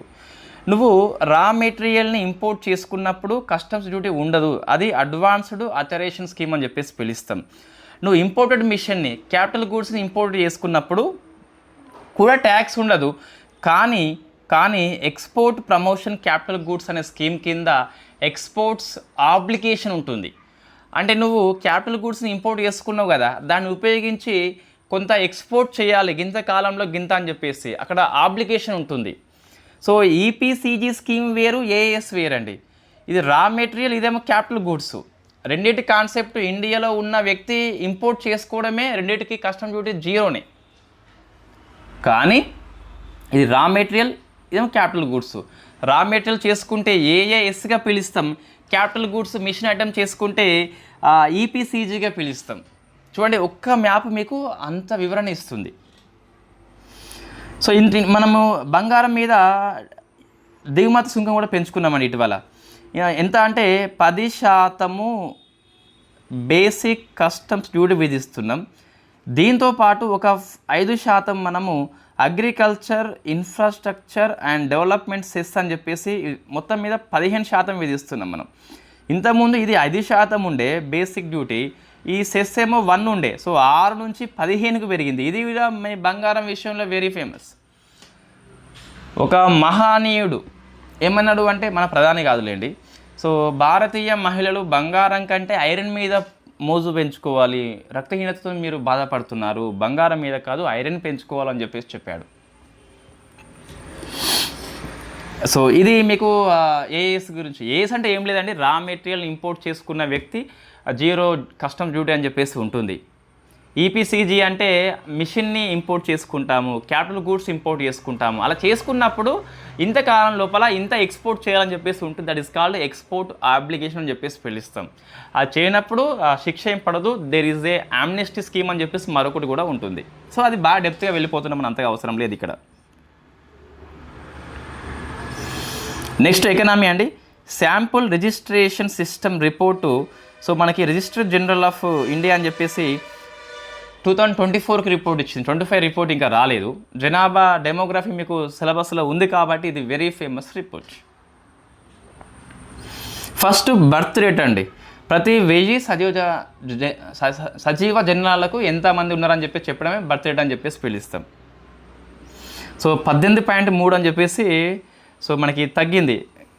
18.4 అని చెప్పేసి ఉండే కదా, తగ్గింది. అర్బన్లో 14.7, రూరల్లో 20.2 అని చెప్పేసి ఉంది.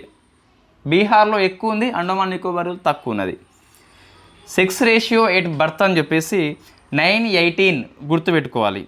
టీఎఫ్ఆర్ టోటల్ ఫెర్టిలిటీ రేట్, ఒక మహిళ తన జీవిత కాలంలో ఎంతమందిని కంటదో చెప్పడమో టీఎఫ్ఆర్ అని చెప్పేసి పిలుస్తాం. ఈ 2.1 ఉంటే జనాభా రీప్లేస్మెంట్ అవుతుంది, ఎంతమంది పోతే అంతమంది పుడతారు, స్టెబిలైజ్ అవుతుంది. ఇప్పుడు ఎంత ఉంది మనకి 1.9 ఉంది, అంటే రిప్లేస్మెంట్ లెవెల్ కంటే తక్కువే ఉందని చెప్పేసి పిలుస్తాం. నెక్స్ట్ తర్వాత డెత్ రేట్ మనకు 6.4 అని చెప్పేసి ఉంది, ఇది కూడా పెద్దగా మనకు మారలేదు. సో IMR అని చెప్పేసి ఇన్ఫాంట్ మోర్టాలిటీ రేట్, ఇది 1 year కాకముందే చనిపోయిన వాళ్ళ గురించి చెప్తుంది, 24 అని చెప్పేసి ఉంది. సో ఛత్తీస్గఢ్లో హైయెస్ట్ 36 ఉందండి, కేరళలో 8 ఉంది, మణిపూర్ 2, గోవా సిక్కిం 3 అని చెప్పేసి పిలుస్తాం. అయితే ఇది పూర్తిగా మనం ఇంకా దాన్ని మొత్తం 16 పేజీలేమో ఉన్నది, ఇంకొంచెం రాయాలి. దీంట్లో MMR కూడా ఉంటుంది, మనకి CMR కూడా ఉంటుంది. అది ఇంకా మనకి హిందీ పేపర్లో ఏమి ఇవ్వలేదు, ఆ రిపోర్ట్ని మనం డౌన్లోడ్ చేసుకోవాలి, రెగ్యులర్ కోర్సులు అప్డేట్ చేద్దాం. AP birth rate 14.3, death rate ఏమో 6.6 అని చెప్పేసి ఉంది, IMR 18 ఉంది. తెలంగాణ బర్త్ రేటు 15.7 ఉన్నది, డెత్ రేట్ 6.5 అని చెప్పేసి ఉంది, IMR 17. అంటే మనమే కొంచెం మెరుగ్గా ఉన్నాం IMRలో ఏపీ వాళ్ళకంటే. ఓకే అండి, సో ఇది మనకు SRS మీద, దీన్ని ఇంకొంచెము డెవలప్మెంట్ చేసుకోవాలి. సో లేదా అప్డేట్స్ క్లాస్లో మనం డిస్కస్ చేద్దాంలేండి. నెక్స్ట్ స్పేస్ అండి. సో ఎకనామిక్ అయిపోయింది, స్పేస్ అని చెప్పేసి పిలుస్తాం. ఐ థింక్ ఇందులో అన్నీ మనం రాసుకోవాల్సినవి ఉన్నాయండి. ఇది ఎకనామీలో SRS రాసుకోవాల్సిందే, ఈ బంగారం రాసుకోవాల్సిందే, ఈ సర్ప్లస్ ట్రాన్స్ఫర్ రికార్డ్ కాబట్టి రాసుకోవాల్సిందే. ఈ MSP ఒకటి మీకు అప్డేట్ ఏం కాదు, ఓన్లీ కరెంట్ అఫైర్సే. NAAR కంపల్సరీ రాసుకోవాల్సిందే, షుగర్ ఎక్స్పోర్ట్స్ రాసుకోవాల్సిందే. ఈ కరెన్సీ స్వాప్ అనేది కూడా అంత అవసరం లేదు. స్లైస్ స్మాల్ ఫైనాన్స్ బ్యాంక్ రాసుకోవాల్సిందే, ఇది కూడా అంత అవసరం లేదు. ఒక 2-3 అంశాలు స్కిప్ చేసినా కూడా మిగతా మొత్తం మనకి సబ్జెక్ట్ అప్డేట్స్ కిందకే వస్తాయి. చూడండి, ఎకనామిక్ కోర్స్ విన్నారు, మళ్ళీ కరెంట్ అఫైర్స్లో రివిజన్ చేసుకుంటున్నారు. సబ్జెక్ట్తో లింకప్ చేసుకోమనేది, అందుకే మీకు 30 క్వశ్చన్స్ కరెంట్ అఫైర్స్ వచ్చినాయండి, 20 questions from subject updates only, 10 questions ఏమో ఈ అదర్స్ వస్తుంది. సో నెక్స్ట్ అండి, స్పేస్ మనకి సో స్మైల్ అని చెప్పేసి పిలుస్తాం, స్మైల్ అని చెప్పేసి. ఇట్ ఈస్ అ శాటిలైట్ మనకి, అంటే solar wind magnetosphere ionosphere link explorer అని చెప్పేసి, ఆ ఫుల్ ఫామ్ ఎవరు చదవకండి, అవసరం లేదు. స్మైల్ అని చెప్పేసి ఇది శాటిలైట్ అంతే.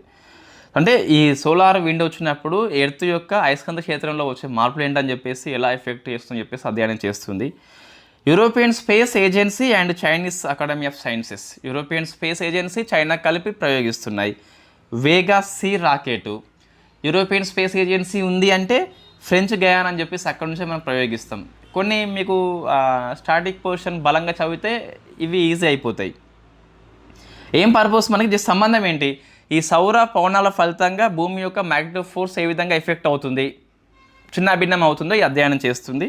సో లైఫ్ వచ్చేసి 3 ఏళ్ళు ఉంటుంది. స్మైల్ వచ్చేసి వెరీ ఫేమస్, కరెంట్ అఫైర్స్లో కూడా వస్తుంది మీకు, SNTలో కాకపోయినా. నెక్స్ట్ ప్యాత్ ఫైండర్ అండి. So India's first orbital data centre satellite, ఇది AI టెక్నాలజీ ఉపయోగించుకుంటుంది. దీన్ని పిక్సెల్ సంస్థ ఉన్ను సర్వం AI సంస్థ కలిపి డెవలప్మెంట్ చేసినాయి. సో ఇది ప్రైవేట్ స్పేస్ కాబట్టి గుర్తుపెట్టుకోవాలి. జనరల్గా మనం శాటిలైట్ ప్రయోగిస్తాం, భూమి మీద డాటా సెంటర్ ఉంటుంది, అక్కడ నుంచి సమాచారాన్ని ఇది సంగ్రహిస్తుంది, విశ్లేషణ చేస్తుంది జనరల్ జరిగేది.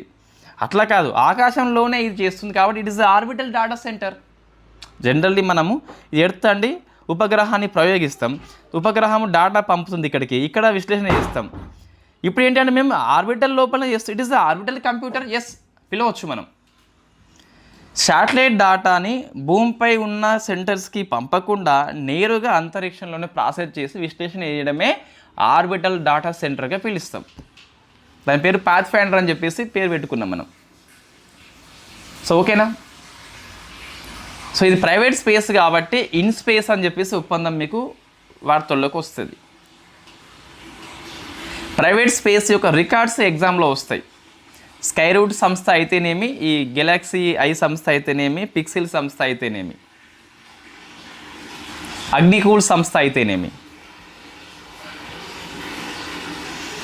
సో డిఫెన్స్ అండి, అచల్ ఇప్పటికీ 28 సార్లు మనం డిస్కస్ చేసినాం దీన్ని. It is a fast patrol vessel, Adamya class, అంటే ఈ ఆదమ్యాల ఈ క్లాస్ లోపల ఫస్ట్ది ఆదమ్య. మొత్తం 8 ఉన్నాయా, అందులో 5వది ఇప్పుడు మనం లాంచ్ చేసుకున్నాం. సో గోవా షిప్ యార్డ్ లిమిటెడ్లో ప్రారంభం చేసుకున్నాం. అరే మనకి ఇది జనరల్గా షిప్స్ ఉన్నాయి కదా, ఇవన్నీ కూడా ప్రతిసారి రిపీట్ అవుతూ ఉంటాయండి. ఎందుకంటే వాళ్ళు ఫస్ట్ నిర్మాణం చేస్తారు, సీ ట్రయల్ చేస్తారు, కమిషన్ చేస్తారు, డీకమిషన్ చేస్తారు, 4 సార్లు వార్తల్లో వస్తుంది. సో ప్రగతి 26 అని చెప్పేసి it is a multilateral army విన్యాసము మన ఇండియా కండక్ట్ చేస్తుంది. మేఘాలయలో ఉన్న ఉమ్రోయ్ అని చెప్పేసి it is the first edition మనకి, కాబట్టి గుర్తుపెట్టుకోవాలి. ఈ ఇండియన్ ఓషన్ రీజన్ ప్రాంతం లోపల ఉన్న స్నేహ దేశాలు ఏవైతే ఉన్నాయో వాటితోని సంయుక్తంగా ఆర్మీ విన్యాసం అని చెప్పేసి పిలుస్తాం. 12 నేషన్స్ మొత్తం మీద, ఆ నేషన్స్ అట్లా ఏం అవసరం లేదండి. Pragati means it is a multilateral, బహుళ దేశాలు పాల్గొంటారు సైనిక విన్యాసం. ఉమ్రోయి కండక్ట్ చేస్తుంది, మేఘాలయ లోపల ఉంటుంది. సో ఐఎన్ఎస్ సంఘమిత్ర అని చెప్పేసి ఉన్నది, ఐఎన్ఎస్ సంఘమిత్ర అని చెప్పేసి ఫస్ట్ ఇది 4 next generation of sure petrol vessel. సముద్రం యొక్క తీర ప్రాంతాల లోపల కాకుండా లోపలికి వెళ్ళి పెట్రోలింగ్ చేస్తుంది. అందులో మొత్తము 4 నెక్స్ట్ జనరేషన్. అందులో ఫస్ట్ది సంఘమిత్ర అని చెప్పేసి పిలుస్తాం. జిఆర్ఎస్సి కోల్కతా నిర్మిస్తుంది మనకి ఇది. సంఘమిత్ర వెరీ ఫేమస్, అశోకుడి కుమార్తె మనకి శ్రీలంకకి ఈ బౌద్ధ రాయబారం కోసం పంపుతాడు.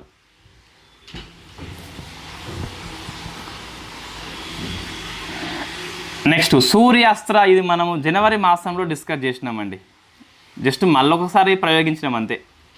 ఈ పినాక ఉందా, multi rocket launcher system. Pinaka లెక్కనే ఉంటుంది కానీ పినాక కంటే పరిధి ఎక్కువ. దీన్ని పూణేలో పనిచేసే నైబ్ లిమిటెడ్ సంస్థ డెవలప్మెంట్ చేసింది. ఇజ్రాయెల్ సంస్థ ఎల్బిట్ సిస్టమ్ అని చెప్పేసి ఎల్పి చేసింది. అరే మనం డిస్కస్ చేసినాం జనవరి మాసం లోపల, మళ్ళీ ఎందుకు వార్తల్లో వచ్చింది అంటే సూర్యాస్త్రం మళ్ళీ ప్రయోగించినాం మనం.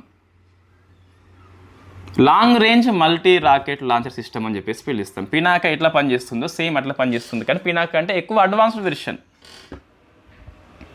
ఇదే పినాక కాదు, మళ్ళీ it is also multi rocket launcher system. Pinaka కూడా అదే, కానీ కొంచెం దానికంటే ఎక్కువ. అంటే ఉగ్రం సినిమా ఉందా, సలార్ లెక్క మనం మార్పు చేసుకున్నట్టు. India's first private sector marine gas turbine ప్లాంట్ని విశాఖపట్నం లోపల భారత్ ఫోర్జ్ లిమిటెడ్ డెవలప్మెంట్ చేసింది. ఇది ఫ్యాక్ట్ పెట్టు, అంతగా అవసరం లేదు. So advanced medium combat aircraft యొక్క ప్రోగ్రామ్ ఫెసిలిటీని మన ఏపీలో పుట్టపర్తిలో శంకుస్థాపన చేసుకున్నాం. మనం డిస్కస్ చేసినాం ఇంతకుముందు. Advanced medium combat aircraft అనేది is the 5th generation. America, Russia, చైనాకి మాత్రమే ఉంది 5G ఎయిర్ క్రాఫ్ట్, ఇంకెవరికి లేదు. మనం 4th అని చెప్పేసి పిలుస్తాం. 2 ఇంజన్స్ ఉంటాయి ఇందులో. మల్టీ రోల్ ఫైటర్ ఇది, అంటే నేవీ ఉపయోగించుకుంటుంది, ఎయిర్ ఫోర్స్ కూడా ఉపయోగించుకుంటుంది. కాల భైరవ అని చెప్పేసి పిలుస్తాం. నెక్స్ట్ కాల భైరవ అని చెప్పేసి పిలుస్తాం. ఇది ఏంటి, సో మనం ఒకసారి ఒక చిన్న 2 minutes వీడియో చేద్దామండి. ఈ కాల భైరవ అని చెప్పేసి, భార్గవస్త్ర అని చెప్పేసి, తర్వాత ఇట్లా మనకు కొన్ని ప్రముఖుల పేర్లు ఉంటాయి మనకు. గాంధీవం అని చెప్పేసి, ఇవన్నీ ఆయుధాలు మనకి వెపన్స్ సిస్టంలో వస్తాయి డిఫెన్స్ లోపల. అంటే పురాణ పురుషుల పేర్లు మనం ఉపయోగించుకుంటున్నాం. సో మీకు ఇంతకుముందు భైరవ అని చెప్పేసి కూడా ఉంటుందండి. అదేమో డ్రోన్ ఫోర్స్, అది 1,00,000 మందికి పైగా ఉపయోగించే డ్రోన్ ఫోర్స్, డ్రోన్ దళం పేరు భైరవ. కాలభైరవ అంటే ఇట్ ఈస్ ద ఇండియా యొక్క first AI based combat aircraft. ఇది it is the aircraft, ఓకేనా. కంబ్యాట్ ఏఐ టెక్నాలజీ ఉపయోగించుకుంటుంది ఫస్ట్ది. దీన్ని ఫ్లయింగ్ వెడ్జ్ డిఫెన్స్ ఏరోస్పేస్ సంస్థ పోర్చుగల్ తయారు చేస్తుంది, ఇండియాలో కాదు. ఇది మేల్, అంటే మీడియం ఆల్టిట్యూడ్ ఉంటుంది అండ్ లాంగ్ ఎండ్యూరెన్స్, ఎక్కువసేపు గాల్లో ఉంటుంది, 30 గంటలు అని చెప్పేసి పిలుస్తాం. దీనికి యూరోపియన్ కంపెనీ స్కెచ్ పిక్సెల్ అని చెప్పేసి సహాయం చేస్తుంది. భైరవ్ అంటే వీరు మళ్ళీ అదేమో డ్రోన్ ఫోర్స్, కాలభైరవ్ అంటే ఏమో కంబ్యాట్ ఎయిర్ క్రాఫ్టే కానీ కాకుంటే ఏ టెక్నాలజీ పనిచేస్తుంది. It is a MALE version. మీకు హేల్ అండ్ మేల్ అని చెప్పేసి 2 ఉంటాయి. ఎక్కువ ఎత్తుకోతే హేల్, మీడియం కోతే MALE. There is no SALE, short అట్లా లేదు మరి. ఓకే, ULPZM V3 అని చెప్పేసి ఇది ఏం లేదు, మనము డ్రోన్ నుంచి, UAV అంటే అన్ఆర్మ్డ్ వెహికల్, డ్రోన్ నుంచి ప్రయోగించే మిసైల్ అండి. దీన్ని RCI సంస్థ డెవలప్మెంట్ చేసింది. నిర్మాణం మాత్రము BDLను ఆదాన్ డిఫెన్స్ పబ్లిక్ ప్రైవేట్ మోడ్లో నిర్మిస్తున్నాము. ఎయిర్ నుంచి ఎయిర్కి ప్రయోగిస్తాం, ఎయిర్ నుంచి సర్ఫేస్కి ప్రయోగిస్తాం. అదొక మిసైల్, అది డ్రోన్ నుంచి ప్రయోగిస్తాం కాబట్టి ULPZM అని చెప్పేసి పిలుస్తాం. ఇది 3rd వేరియంట్ అని చెప్పేసి పిలుస్తాం. అగ్ని-1 ఇదైతే బొచ్చడు సార్లు డిస్కస్ చేసినాం, మళ్ళీ అవసరం లేదు, మళ్ళీ ఒకసారి వార్తల్లో వచ్చిందండి. మీకు అగ్నిమాన్లో షార్ట్ రేంజ్ ఉన్నది, మీడియం రేంజ్ ఉన్నది, రెండు ఉన్నాయి మీకు ఇక్కడ. నెక్స్ట్ ఎస్ఎన్టీ అదర్స్ అంటే స్పేస్ అండ్ డిఫెన్స్ కాకుండా ప్లాంట్ ఓపెన్ క్రిప్సర్ 1 అని చెప్పేస్తున్నది. ఇదేంటి అంటే జనరల్గా మనకి ఏఐ ఆధారిత ఏఐని ఉపయోగించుకొని జినోమ్ ఎడిటింగ్ చేసే ప్లాట్ఫామ్ పేరు ప్లాంట్ ఓపెన్ క్రిప్సర్ 1 అని చెప్పేసి పిలుస్తాం. దీన్ని central rice research institution from Cuttack development చేసింది, వరి పంటకి ఉపయోగించింది. సో పర్పస్ ఏంటి అంటే వరిలో జీనోమ్ ఎడిటింగ్ చేస్తాం కదా, దానిలో ఏ టెక్నాలజీ ఉపయోగించుకొని చేస్తున్నాం అంతే. దట్ ఇస్ కాల్డ్ ఓపెన్ క్రిప్సర్ 1 అని చెప్పేసి పిలుస్తాం. ఎందుకు జీనోమ్ ఎడిటింగ్ చేయడం అంటే ఆ వరి పంట ఏదైతే ఉందో వాతావరణ మార్పులు తట్టుకోవాలి. ఇప్పుడు ఎల్నినో అని చెప్పేసి వస్తుంది కదా, సో అటువంటి దాన్ని తట్టుకోవాలి, అధిక దిగుబడి రావాలి, పోషక విలువలు కూడా కలిగి ఉండాలి. దానికోసం అని చెప్పేసి మనం జన్యు సవరణ చేస్తున్నాం ఏ టెక్నాలజీ ఉపయోగించి. It is the first time కాబట్టి గుర్తుపెట్టుకోవాలి. కటక్లో ఉన్న CRRI అని చెప్పేసి ఇన్స్టిట్యూషన్ పేరు. సో అబ్బాయి ఒక చాట్బాట్ అది. సో సిబిఐ ఉపయోగిస్తుంది ఈ కుంభకోణాలు చేయకుండా. సిబిఐ నుంచి ఫోన్ వస్తుంది అది ఇది ఇవ్వాలని చెప్పేసి, అటువంటి ఇవ్వకుండా ఈ అబ్బాయి చాట్బాట్ పనిచేస్తుంది అంతే మనకు. సో ఎబోలాని గ్లోబల్ హెల్త్ ఎమర్జెన్సీగా WHO ప్రకటించింది. వై? బికాస్ ఈ కాంగోలో ఉగాండాలో డెవలప్మెంట్ అయింది కాబట్టి దీన్ని ఎమర్జెన్సీ ఆఫ్ ఇంటర్నేషనల్ కన్సర్న్గా ప్రకటించింది. అంటే సో ఇది WHO జారీ చేసే హైయెస్ట్ లెవెల్ వార్నింగ్ అండి. ఎబోలా 76లో కాంగోలోని ఎబోలో రివర్ మీద వచ్చింది కాబట్టి ఎబోలాగా పిలుస్తున్నాం. ఫ్రూట్ బ్యాట్స్ అని చెప్పేసి హోస్ట్గా పనిచేస్తున్నాయి. ఇది ఎక్కువగా అయిందనుకోండి ఇంటర్నల్గా బ్లీడింగ్ అవుతుంది. That is called haemorrhage fever అని చెప్పేసి పిలుస్తాం. అందుకే ఎక్కువ అంటే ఇది మరీ ఎక్కువైనప్పుడు లోపల బ్లీడింగ్ అవుతుంది పార్ట్స్ లోపల. ఎనిమల్స్ నుంచి హ్యూమన్కి వస్తుంది కాబట్టి it is a genetic disease. Human to human also possible but very rare. అంటే మనము డైరెక్ట్ కాంటాక్ట్ అయితేనే వస్తుంది, గాలి ద్వారా మాత్రం రాదండి.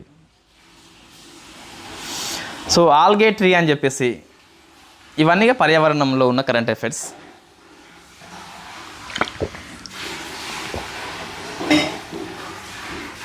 It is first solar powered algae tree. ఇక్కడ భోపాల్లో ఉన్న స్వామి వివేకానంద పార్క్ లోపల డెవలప్మెంట్ చేస్తున్నాం. పర్పస్ ఏంటి అంటే అర్బన్ ఎయిర్ పొల్యూషన్ తగ్గిస్తుంది. ఎలా అంటే CO2ను గ్రహిస్తుంది, O2 విడుదల చేస్తుంది అంతే. దీన్ని మష్రూమ్ వరల్డ్ గ్రూప్ సంస్థ డెవలప్మెంట్ చేసిందట. It is the first solar powered algae tree అని చెప్పేసి పిలుస్తాం. UBC ప్లాట్ఫామ్ అంటే యూనిఫైడ్ భారత్ ఈ ఛార్జ్ అని చెప్పేసి PM E-డ్రైవ్ స్కీమ్ ఉందా, దాంట్లో భాగంగా ఇది స్టార్ట్ చేసిండ్రు. అంటే ఛార్జింగ్ స్టేషన్స్ ఎక్కడ అందుబాటులో ఉన్నాయో ఇన్ఫర్మేషన్ని మన వాహనదారులకి అందిస్తుంది అన్నట్టు. India's first carbon captured utilisation and storage యొక్క ల్యాబొరేటరీ ఫెసిలిటీని మనము IIT బాంబే లోపల ఏర్పాటు చేసుకున్నాం మనం. సో మనం ఇంత డిస్కస్ చేసినామండి క్లైమేట్ చేంజ్ పాఠం లోపల క్లీన్ కోల్ టెక్నాలజీ అని చెప్పి సబ్ యూనిట్ లోపల డిస్కస్ చేసినాం. Carbon captured utilisation and storage ఏంటి అంటే ఇది కార్బన్ క్యాప్చర్ స్టోరేజ్ అని చెప్పేసి ఉంటుంది కదా. అంటే కార్బన్ని మనము క్యాప్చర్ చేస్తాం, స్టోరేజ్ చేస్తాం. ఇక్కడ ఇన్ఫ్యాక్ట్ ఎర్త్లో చేయవచ్చు, ఓషన్లో చేయవచ్చు. ఎర్త్లో మనమైతే ఈ కోల్ మైన్స్ ఉంటాయా మూసివేసినాయి అక్కడ స్టోర్ చేస్తాం. అదే ఓషన్లో అయితే సముద్ర గర్భం లోపల వేస్తాం. ద బెస్ట్ ఎగ్జాంపుల్ మీకు నార్త్ సీ లోపల డెన్మార్క్ అనేది అండర్ సీ లోపల CO2ని స్టోరేజ్ చేసింది. మనకి ఇది UPSC అడిగింది, TGPSC కూడా అడిగింది. ఏమంటున్నా అంటే క్లైమేట్ చేంజ్ అనేది ఎందుకు వస్తుంది అంటే కార్బన్ ఎమిషన్స్ వల్ల వస్తుంది. ఆ కార్బన్ని మనము క్లీన్ కోల్ టెక్నాలజీ అని చెప్పేసి అట్లా ఎమిషన్స్ తగ్గించవచ్చు. మనకి సబ్ యూనిట్ అది. ఆ క్లీన్ కోల్ ఎలా చేయొచ్చు అంటే కార్బన్ని క్యాప్చర్ చేసి చేయవచ్చు. ఆ కార్బన్ క్యాప్చర్లో 2 మెథడ్స్ ఉంటాయి. ఒకటి carbon capture and storage. Carbon సంగ్రహించి స్టోరేజ్ చేస్తాం. ఎక్కడ చేస్తాం? ఎర్త్లో వేస్తాం, మూసివేసిన బొగ్గనులలో వేస్తాం, లేకుంటే సముద్రంలో వేస్తాం, సముద్ర గర్భంలో వేస్తాం. డెన్మార్క్ నార్త్ సీ లోపల వేసింది కాబట్టి కరెంట్ అఫైర్స్లో అది వెరీ వెరీ ఇంపార్టెంట్. ఇంకోటి మీకు కార్బన్ని క్యాప్చర్ చేసి ట్రాన్స్పోర్ట్ చేసి యూటిలైజ్ చేస్తాం, అంటే వినియోగించుకుంటాం, బొందబెట్టాం, దాన్ని వాడుకుంటాం. ఇదేందులో ఫెర్టిలైజర్స్లో ఉపయోగిస్తాం, ఎరువుల తయారు లోపల, లేకుంటే మిథనాల్ తయారు లోపల ఉపయోగిస్తాం. భారతదేశంలో వెరీ ఫస్ట్ టైం CO2 నుంచి మిథనాల్ని ఢిల్లీ IIT డెవలప్మెంట్ చేసింది. So this is the subject updates అని చెప్పేసి పిలుస్తాం. This is only for you. Me group 2 సిలబస్లో ఉన్నదానికి అప్డేట్స్ మనం లింకప్ చేసుకోవాలి. కార్బన్ క్యాప్చర్ టెక్నాలజీ సిలబస్లో ఉంది. ఎక్కడ ఉంది? క్లైమేట్ చేంజ్ అనే పాఠంలో ఉంది. వాతావరణ మార్పులు ఎందుకు వస్తున్నాయి? కార్బన్ ఎమిషన్స్ వల్ల వస్తున్నాయి. ఎమిషన్స్కి ఒక కారణము కోల్. ఆ బొగ్గుని ఎలా వేయాలి? క్లీన్ కోల్ టెక్నాలజీ అని చెప్పేసి మిటిగేషన్ అంటుంది దీన్ని. క్లైమేట్ చేంజ్ రాకుండా పరిష్కార యంత్రాంగం లోపల క్లీన్ కోల్ టెక్నాలజీ వస్తుంది. ఆ క్లీన్ కోల్ టెక్నాలజీలో one of the technology carbon capture. ఆ కార్బన్ క్యాప్చర్లో 2 ఉంటాయి, స్టోరేజ్ ఒకటి, యూటిలైజేషన్ ఒకటి. అట్లా మనం లింకప్ చేసుకోవాలి, సబ్జెక్ట్ని లింకప్ చేసుకోవాలి. ఎప్పుడు లింకప్ చేసుకుంటాము అంటే నీకు సిలబస్ తెలిసి ఉండాలి, సిలబస్ నీకు తెలిసి ఉండాలి. నెక్స్ట్ తర్వాత ఇంటర్నేషనల్ బిగ్ క్యాట్ అలయన్స్ ఏదైతే ఉందో, సో ఆ సమ్మిట్ మనకు వాయిదా పడింది. ఇన్ఫ్యాక్ట్ జూన్లో హోస్ట్ చేయాల్సింది, అది మనకి సమ్మిట్ వచ్చేసి వాయిదా పడింది. ఇన్ఫ్యాక్ట్ ఎబోలా వైరస్ ఆఫ్రికాలో ఎక్కువ వస్తుంది కాబట్టి సో మనకి ఇది ఈ ఐబీసీఏ మనం డిస్కస్ చేసినామండి. ఇది మే 10 కరెంట్ అఫైర్స్ లోపల మొత్తం అదే రాసిన, ఇక్కడ మళ్ళీ అవసరం లేదు. అయితే మళ్ళీ అప్డేట్ ఏమొచ్చింది అంటే ఐబీసీఏలో 26th మెంబర్గా సౌదీ అరేబియా వచ్చింది. మళ్ళీ ఐబీసీఏ రాయకుండా పైన ఉన్న పేజీ చదువుకోండి, ఓకేనా? So IBCA 26th member Saudi, 25th ఎవరు అవసరం, 24th ఎవరు అవసరం లేదు. పేపర్లో వచ్చింది, ఎగ్జామ్లో వస్తుంది. ఈ మెంబర్స్ విషయంలో ఆ ఫిగర్ని గుర్తుపెట్టుకోండి. Next Ganga soft shell turtle. In fact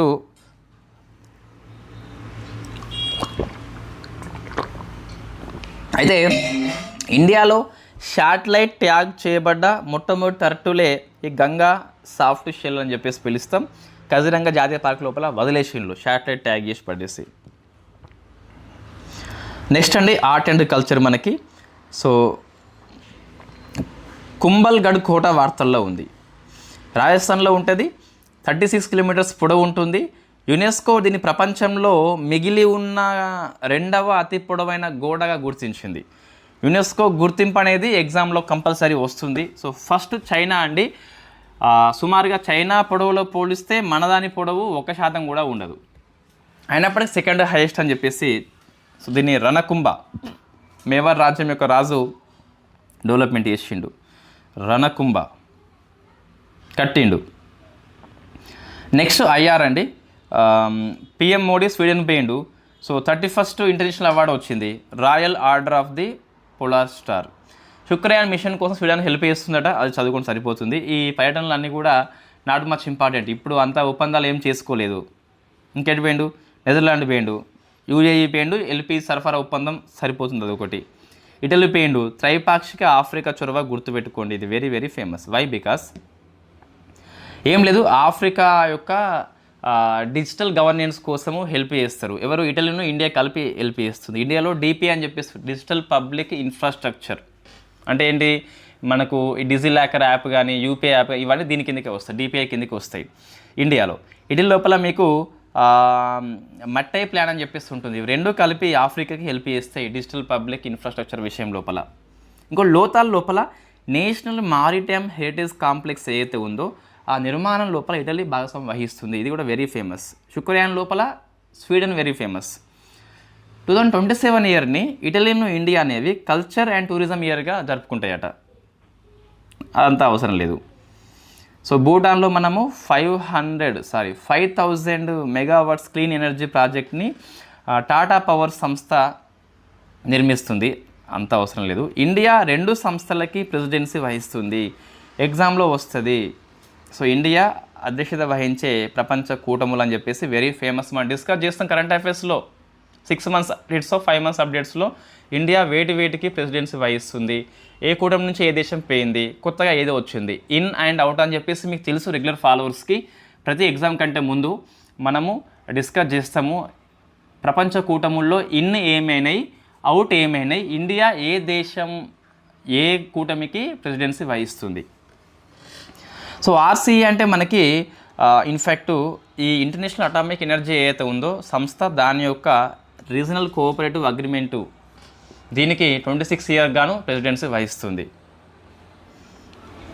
regional cooperative agreement అని చెప్పేసి పిలుస్తాం. ఇంకోటి CCDB అంటే కామన్ క్రైటీరియా డెవలప్మెంట్ బోర్డ్ అని చెప్పేసి సైబర్ సెక్యూరిటీ కోసం పనిచేస్తుంది. దానికి 2026 నుంచి 28 వరకు ఇండియా ప్రెసిడెన్సీ వహిస్తుంది. 2 సంస్థల పేర్లు గుర్తుపెట్టుకోవాలి.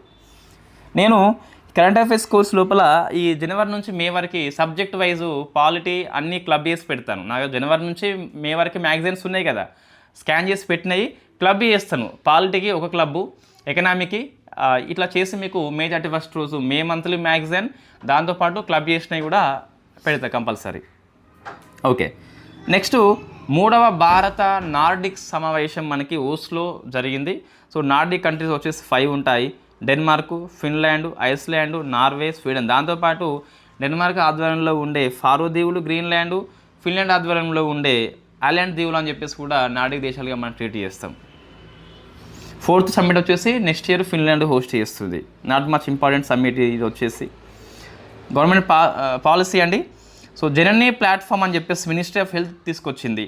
ఇది మనం డిస్కస్ చేసినాం అనుకుంటా అంతే ఆల్రెడీ ఇంతకుముందు. సో ఇది వెరీ ఫేమస్ అండి, VBG రామ్జీ అని చెప్పేసి. జాతీయ గ్రామీణ ఉపాధి హామీ స్కీమ్ ఉంది కదా, దాని ప్లస్ జూలై 1 నుంచి ఇది అమల్లోకి వస్తుంది.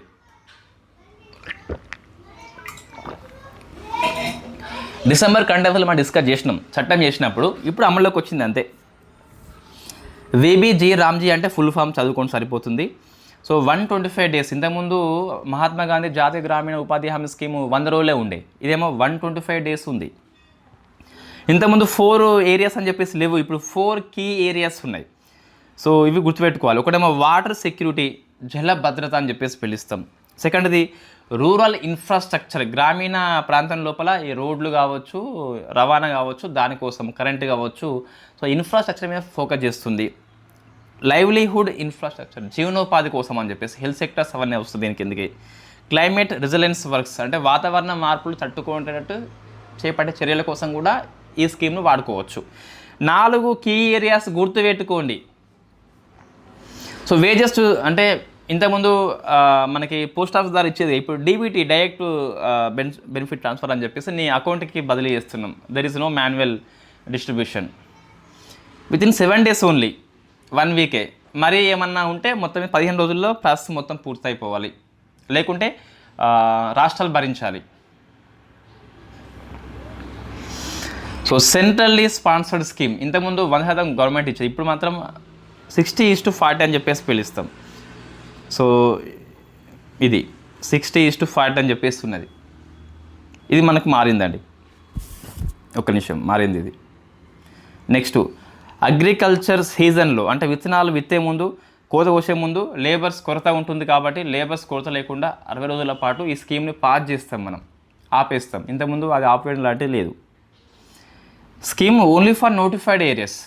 ఎవరు యూనియన్ నోటిఫై చేస్తుంది ఈ ఏరియాలో ఉండాలని చెప్పేసి, ఇక్కడ ఉండద్దు అని చెప్పేసి. సో ఫెడరలిజం సమాధి అయిపోయింది ఇక్కడ మనకి, అంటే వాళ్ళను నోటిఫై చేస్తారట. సో ఫండ్ అనేది NREGSకి ఎంత ఫండ్ కల్పిస్తే అంత ఫండ్ ఇచ్చేది వాళ్ళు, ఎవరు కేంద్రము. ఇప్పుడు అట్లా కాదు. సో కేటాయింపు అనంతరము కొద్దిగా కేటాయింపు చేస్తాం. ఎట్లా కేటాయింపు చేస్తామంటే 16th ఫైనాన్స్ కమిషన్ సిఫార్సుల ఆధారంగా చేస్తాం మనం. ఆ కేటాయింపులు అయిపోయినాయి కదా, ఇంకేమన్నా పని ఎక్కువ కల్పించిన ఉపాధి హామీ పని ఖర్చు పెరుగుతుందా, అది రాష్ట్రాలే భరించాలి. సో రాష్ట్రాలే భరించాలి. ఇది పెద్ద కాంట్రవర్సీ మనకి. ఇది ఆ 60:40 కూడా వెరీ బిగ్ కాంట్రవర్సీ. సో పనికి అప్లై చేస్తే 15 రోజుల్లోగా పని కల్పించాలి, లేకుంటే వృత్తికి చెల్లించాలి రాష్ట్రాలే. ఇది ఇంతకుముందు కూడా ఉన్నది, ఇప్పుడు ఏం మారలేదు. ఉమెన్స్కి 1/3 కంపల్సరీ పార్టిసిపేషన్ ఇవ్వాల్సిందే. చైల్డ్ కేర్ సెంటర్స్ ఏర్పాటు చేయాల్సిందే. ఇవి అంటే వచ్చిన మార్పులు మనకు. సో మనం డిసెంబర్ మాసంలో డిస్కస్ చేసినాం, ఐ థింక్ డిసెంబర్ అనుకుంటా, జనవరి కావచ్చు, లేకుంటే అది చూసుకోండి, ఇది చూసుకుంటే సరిపోతుంది. ఇది మంచిగా ఉంది దానికంటే. సో మనకి ఏం మారింది అంటే 60:40 మారింది, 7 డేస్లోగా పేమెంట్ చేయాలి మారింది, 125 డేస్ మారింది. ఆ తర్వాత ఈ కేటాయింపులు అనేవి ఇంతకుముందు ఎంత పని ఉపాధి కల్పిస్తే అంత డబ్బులు ఇచ్చేది, ఇప్పుడు అట్లా కాదు. కేటాయింపులు చేస్తామా, దానికంటే ఎక్కువ డబ్బులు ఖర్చు అయితే రాష్ట్రాలు చెల్లించుకోవాలి. అది మారిందండి మనకి, అంతే. సో గవర్నమెంట్ పాలసీస్ మనకి మిషన్ సెహ్యాట్ అని చెప్పేసి ఉన్నది. ఇదేం లేదు, జస్ట్ ఆరోగ్యం వ్యవసాయం మధ్య లింకింగ్ పెంచుతాం. నీ ఆరోగ్యానికి ఏ పంట పనికి వస్తుందో అదే వ్యవసాయం లోపల పండించాలి. దట్ ఈస్ కాల్డ్ సెహ్యాట్ అని చెప్పేసి పిలుస్తాం, అంతే. ప్రాజెక్టు సాక్ష్యం అండి, ఇది రూరల్ ఉమెన్స్ని ఎంపవర్మెంట్ చేయాలి. ఎట్లా చేయాలి? స్కిల్ డెవలప్మెంట్ చేయాలి, దాంతోపాటు ఎంప్లాయ్మెంట్ యొక్క అవకాశాలు కల్పించాలి. నెక్స్ట్ రిపోర్ట్స్ అండి, ఇది డిస్కస్ చేసినప్పుడు ఆల్రెడీ.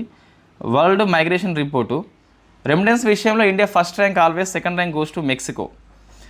రెమిటెన్స్ అవుట్ఫ్లో అంటే యూఎస్ఏ ఫస్ట్ ర్యాంక్ వచ్చింది అవుట్ఫ్లో విషయం లోపల. వలసలు 24 ఇయర్లో 304 మిలియన్స్ అని చెప్పేసి it is not very much important. Remittance విషయంలో ఇండియా ఫస్ట్ అని చెప్పేసి గుర్తుపెట్టుకోండి, సరిపోతుంది. లీడ్స్ రిపోర్ట్, ఇది వెరీ ఫేమస్, DPIIT రిలీజ్ చేసింది. It is 7th edition. అయితే ఈ ఎడిషన్ లోపల 4 కేటగిరీలు, ఇంతకుముందు 3 ఉండే మనకి, అచీవరు, ఫాస్ట్ మూవరు అండ్ అస్పైరర్స్. ఇవి కాదు, ఇప్పుడు 4 కేటగిరీలు వచ్చినాయండి. ఒకటి ఎగ్జాంపుల్స్ అంటే ఇంకా అవి హైయెస్ట్ లెవెల్ ఉంటాయి. ఈసారి 4 వచ్చినాయి, తమిళనాడు, మిజోరం, ఢిల్లీ అండ్ యూపీ అని చెప్పేసి. సెకండ్ది హై పర్ఫార్మర్స్, తెలంగాణ ఈ కేటగిరీలో ఉన్నదండి. మొత్తం 11 స్టేట్స్ ఉన్నాయి. యాక్సిలేటర్స్ 18 రాష్ట్రాలు ఉంటాయి, ఇందులో ఏపీ ఈ కేటగిరీలో ఉన్నది. Growth seekers 3, west Bengal, Rajasthan and Andaman Nicobar దీవులు. ఇంతకుముందు 3 కేటగిరీలు ఉంటే ఇప్పుడు 4 కేటగిరీస్ వచ్చినాయి. కేటగిరీలు కూడా ప్రశ్న వస్తుంది. తెలంగాణ, ఏపీ ఏ కేటగిరీలో ఉన్నాయి, ఎగ్జాంపుల్గా ఏవి ఉన్నాయని చెప్పేసి 4 రాష్ట్రాల పేర్లు మైండ్లో పెట్టుకోండి. హెన్లీ పాస్పోర్ట్ ఇండెక్స్ అండి, IITA రిపోర్ట్ ఆధారంగా ఇస్తుంది. సో ఇది సింగపూర్ ఫస్ట్ ర్యాంక్ వచ్చింది, ఇండియా ర్యాంక్ 78కి పడిపోయింది. ఈ అపాయింట్మెంట్స్ అనేవి బొచ్చడు ఉన్నాయండి. ఇవన్నీ వెరీ ఫేమస్, ఇంపార్టెంటే, అంటే మీరు చదవాల్సిందే ఫ్యాక్ట్ బిట్స్ అయినప్పటికీ. బల్గేరియా ప్రధాని రుమెన్ రాందేవ్ వచ్చిండు. లారా వర్జీనియా కోస్టారికా అధ్యక్షురాలు, ఈమె సెకండ్ మహిళ అండి, ఫస్ట్ మహిళ ఏం కాదు. నెక్స్ట్ కృష్ణమూర్తి వేణుగోపాల్ అని చెప్పేసి సొసైటీ ఆఫ్ ఎక్స్పెరిమెంటల్ టెస్ట్ పైలట్స్గా ఎన్నికైన ఫస్ట్ ఇండియన్ అని చెప్పేసి పిలుస్తాం, కొద్దిగా గుర్తుపెట్టుకోండి. భరత్ సింగ్ చౌహాన్ కామన్వెల్త్ చెస్ సంఘానికి చైర్మన్గా ఎన్నికయ్యాడు, ఇండియన్ కాబట్టి గుర్తుపెట్టుకోవాలి. ఇరాక్ ప్రధాని ఆలీ ఫలీహ్ ఖతీమ్ ఆల్ జైదీ అతిపిన్న వయస్కుడు, ఇరాక్కి, ప్రపంచంలో ఏం కాదు. యోవేరి ముసేవేని ఉగండా అధ్యక్షుడు, 7వసారి కాబట్టి మైండ్లో పెట్టుకోండి. కుల్జీత్ కౌర్ మర్హాస్ అని చెప్పేసి ఇస్రో సైంటిస్ట్ అండి. అయితే ఫస్ట్ ఇండియన్ ఉమెన్ ఈమె, దేనికి ఉల్కా శాస్త్రం యొక్క సంఘానికి ఎన్నికైంది, ఫస్ట్ ఇండియన్ ఉమెన్, ఓవరాల్గా 3rd ఫ్రమ్ ఇండియన్. కెవిన్ వార్ష్ అని చెప్పేసి US ఫెడరల్ రిజర్వ్ బ్యాంకు గవర్నర్గా ఎన్నికయ్యాడు. మన RBI ఎట్లనో అక్కడ అది అట్లా. పర్సన్స్ అండి, ఎవరెస్ట్ అధిరోహణ రికార్డ్స్, క్యామిరేట్ 32 టైమ్స్, ఇది హైయెస్ట్ మెన్స్ లోపల. లక్పా షెర్పా 11 సార్లు ఉమెన్స్ లోపల హైయెస్ట్ ఈమె. బుక్స్ అండి, the bench, 1 bar and the bizarre and the lawful, the awful అని చెప్పేసి Tushar Mehta very famous book. Bench అని చెప్పేసి కోర్టు కాబట్టి గుర్తుపెట్టుకోండి, ఈజీగానే గుర్తుంటుంది. బెటర్ నెవర్ స్టాప్స్ అని చెప్పేసి శ్యామ్ శ్రీనివాసన్ బ్యాంకింగ్ సెక్టర్ మీద పుస్తకం, ఇది నాట్ మచ్ ఇంపార్టెంట్. ఎందుకు రాసినామంటే అది హిందూ పేపర్లో వచ్చిందండి పుస్తకం పేరు, చెప్పలేము వస్తే. అవార్డ్స్ మనం డిస్కస్ చేసినాం ఇవన్నీ, ఇది ఒకటి చూడలేకుండా. సో బూకర్ బహుమతి అండి, తైవాన్ ట్రావెలాగ్ అనే పుస్తకానికి వచ్చింది. ఇది చైనీస్ మ్యాండరిన్ భాషకు వెరీ ఫస్ట్ టైం. తైవాన్ రచయిత్రి యాంగ్ షువాంగ్ అండ్ అనువాదం చేసిందేమో లిన్ కింగ్. ఇంపార్టెన్స్ మీన్స్ తొలి మాండరిన్ భాషలో నవల ఇది. తొలి తైవాన్ రచయిత యాంగ్ షువాంగ్, తొలి తైవాన్ అమెరికన్ లిన్ కింగ్. ముగ్గురు కూడా వెరీ ఫస్ట్ బుక్ విషయంలో, 2 పర్సన్స్ విషయం లోపల. FAO Agricola award in fact PM మోడీకి వచ్చింది, ఇంతకుముందు మన్మోహన్ సింగ్ కూడా వచ్చింది, not first time prime minister of India. ఈ PM అవార్డ్స్ 32 అవార్డు వచ్చింది ఇట. సో నార్వే ఇచ్చింది, స్వీడన్ కూడా ఇచ్చింది. పోవడం అవార్డు తీసుకోవడం వెరీ కామన్ PM మోడీకి, నాట్ మచ్ ఇంపార్టెంట్ ఎగ్జామ్ దృష్ట్యా. సో గోడార్డ్ ఆస్ట్రోనాటిక్స్ అవార్డు అనేది చంద్రయాన్ 3 మిషన్కి వచ్చింది. కొన్నిసార్లు ప్రశ్న వస్తే రావచ్చు.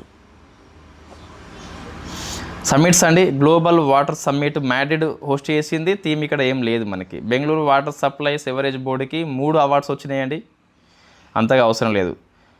Indian ocean dialogue Delhi host చేసింది. థీమ్ వచ్చేసి Indian ocean reason in a transforming world అని చెప్పేసి తీసుకున్నాం. So day of importance May 22 very famous జీవ వైవిధ్య దినం అని చెప్పేసి పిలుస్తాం. థీమ్ గుర్తుపెట్టుకోండి, acting locally for global impact. May 19 world fair play day, అంటే మంచిగా ఆడితే ఫేర్ ప్లే అవార్డు అని చెప్పేసి ఉంటుంది కదా, ఆ డే మనకి. ఇది సెకండ్ టైం, ఇది ఫస్ట్ టైం 25లో హోస్ట్ చేసినాం. May 18 international museum day. May 15 family మీకు గ్రూప్ 2లో పనికి వస్తుందండి. కుటుంబం పాఠం మీకు గ్రూప్ 2 సిలబస్లో ఉంది కాబట్టి. మే 12 nurses day, Florence nightingale birthday కాబట్టి. మే 11 టెక్నాలజీ డే, వెరీ 1998 మే 11 మనము న్యూక్లియర్ టెస్ట్ కండక్ట్ చేసినాం కాబట్టి.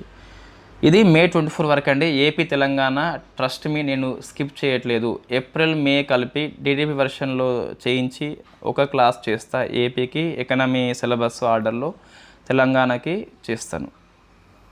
ఓకే అండి. తెలంగాణలో జూన్ 2న జాబ్ క్యాలెండర్ వస్తున్నట్టుగా మనకి అందరికీ మెసేజ్ అనేది అన్ని గ్రూపులో వచ్చినట్టుంది కదా. సో ఇన్ఫ్యాక్ట్ నేను లాస్ట్ చూసిన దాన్ని. So hope for the best. సరే, గ్రూప్ 2 కోసం అనుకున్నప్పుడు జాబ్ క్యాలెండర్లో ఆ గ్రూప్ 2 మనం ఏం ఆశిస్తామంటే గ్రూప్ 2 సిలబస్ ఇవ్వాలి, గ్రూప్ 2 నోటిఫికేషన్ ఏ మంత్లో వస్తుంది, ఎగ్జామ్స్ ఎప్పుడు, ఇవి 3 క్లారిటీ ఇస్తే మన ప్లాన్ మనం చేసుకోవచ్చు. ఇక జాబ్ క్యాలెండర్ అని చెప్పేసి గ్రూప్ 2లో ఇన్ని పోస్టులు అని చెప్పేసి ఇవ్వకుండా సెప్టెంబర్లో నోటిఫికేషన్ అట్లా ఇచ్చినంత మాత్రాన ఎటువంటి ఉపయోగం ఉండదు. సో యాక్యురేట్గా సిలబస్ ప్రకటించాలి, ఏ మంత్లో నోటిఫికేషన్ ఇష్యూ చేస్తాము అండ్ ఎప్పుడు ఎగ్జామ్ పెడతాము, ఈ 3 జాబ్ క్యాలెండర్లో ఉంటే అది దట్స్ ఫైన్. మనకు క్లారిటీ ఉంటుంది. గ్రూప్ 2 చదవాలన్నా, గ్రూప్ 1 చదవాలన్నా, ఎస్ఐపి చదవాలన్నా, సో మనకు ఐడియా ఉంటుంది. సో సరే, 26, 27 ఇయర్ కలిపి ఇచ్చిన మంచిదే, కానీ ఇవ్వాలి, దాన్ని ఇంప్లిమెంట్ చేయాలి, సరిపోతుంది అంతే. సో ఒక అభ్యర్థిగా మనం ఇంతకంటే ఎక్కువ ఏం కోరుకోం ప్రభుత్వాల నుంచి. జస్ట్ ఏం లేదు, క్యాలెండర్లో సో గ్రూప్ 2కి సంబంధించి సిలబస్ కమిటీ రిపోర్ట్ కంపల్సరీ ఆ లోపు ఇవ్వాలి, ఇస్తే మనకి చాలా మంచిది. సిలబస్లో పెద్ద మార్పులు అనేవి ఏవి ఉండవు. అయితే ఉద్యమంలో మార్పులు వస్తాయి, ఎస్ఎన్టీలో మార్పులు వస్తాయి తప్పితే పెద్దగా మార్పులు అయితే మనకి ఏమీ ఉండవు. కొన్ని చాప్టర్స్ ఎగిరిపోవచ్చు అంతే. మీకు పాలిటీ తీసుకున్నట్లయితే మేబీ లోకల్ బాడీ గవర్నమెంట్స్ ఏదైతే ఉందో అది కొంచెం మార్పులు అనేవి వస్తాయి, అది ఎక్కువ ఇవ్వచ్చు. తర్వాత ఈ ఇంటర్నల్ సెక్యూరిటీ పార్ట్ ఏదైతుందో అది ఎగిరిపోవచ్చు. అది ఎస్ఎన్టీకి కొద్దిగా వెయిటేజ్ పెరగవచ్చు, అది ఎవరికి తెలుసు అండి, జస్ట్ ఒక ఐడియా అంతే. హేతుబద్ధమైన ఆలోచన అని చెప్పేసి గుడ్డిగా ఉండదు ఆలోచన. హేతుబద్ధమైన ఆలోచన రెండు వేరు. మన పూర్వీకులు, మన తండ్రులు, మన తాతలు మేఘాలను చూసి వర్షం వస్తారో చెప్పేస్తారు వాళ్ళు. సో అది వాళ్ళ గుడ్డి ఆలోచన కాదు, హేతుబద్ధమైన ఆలోచన. అట్లా ఆలోచిస్తే ఎస్ఎన్టీకి సిలబస్ పెంచే అవకాశాలు ఎక్కువ ఉంటాయి. Okay, so thank you very much.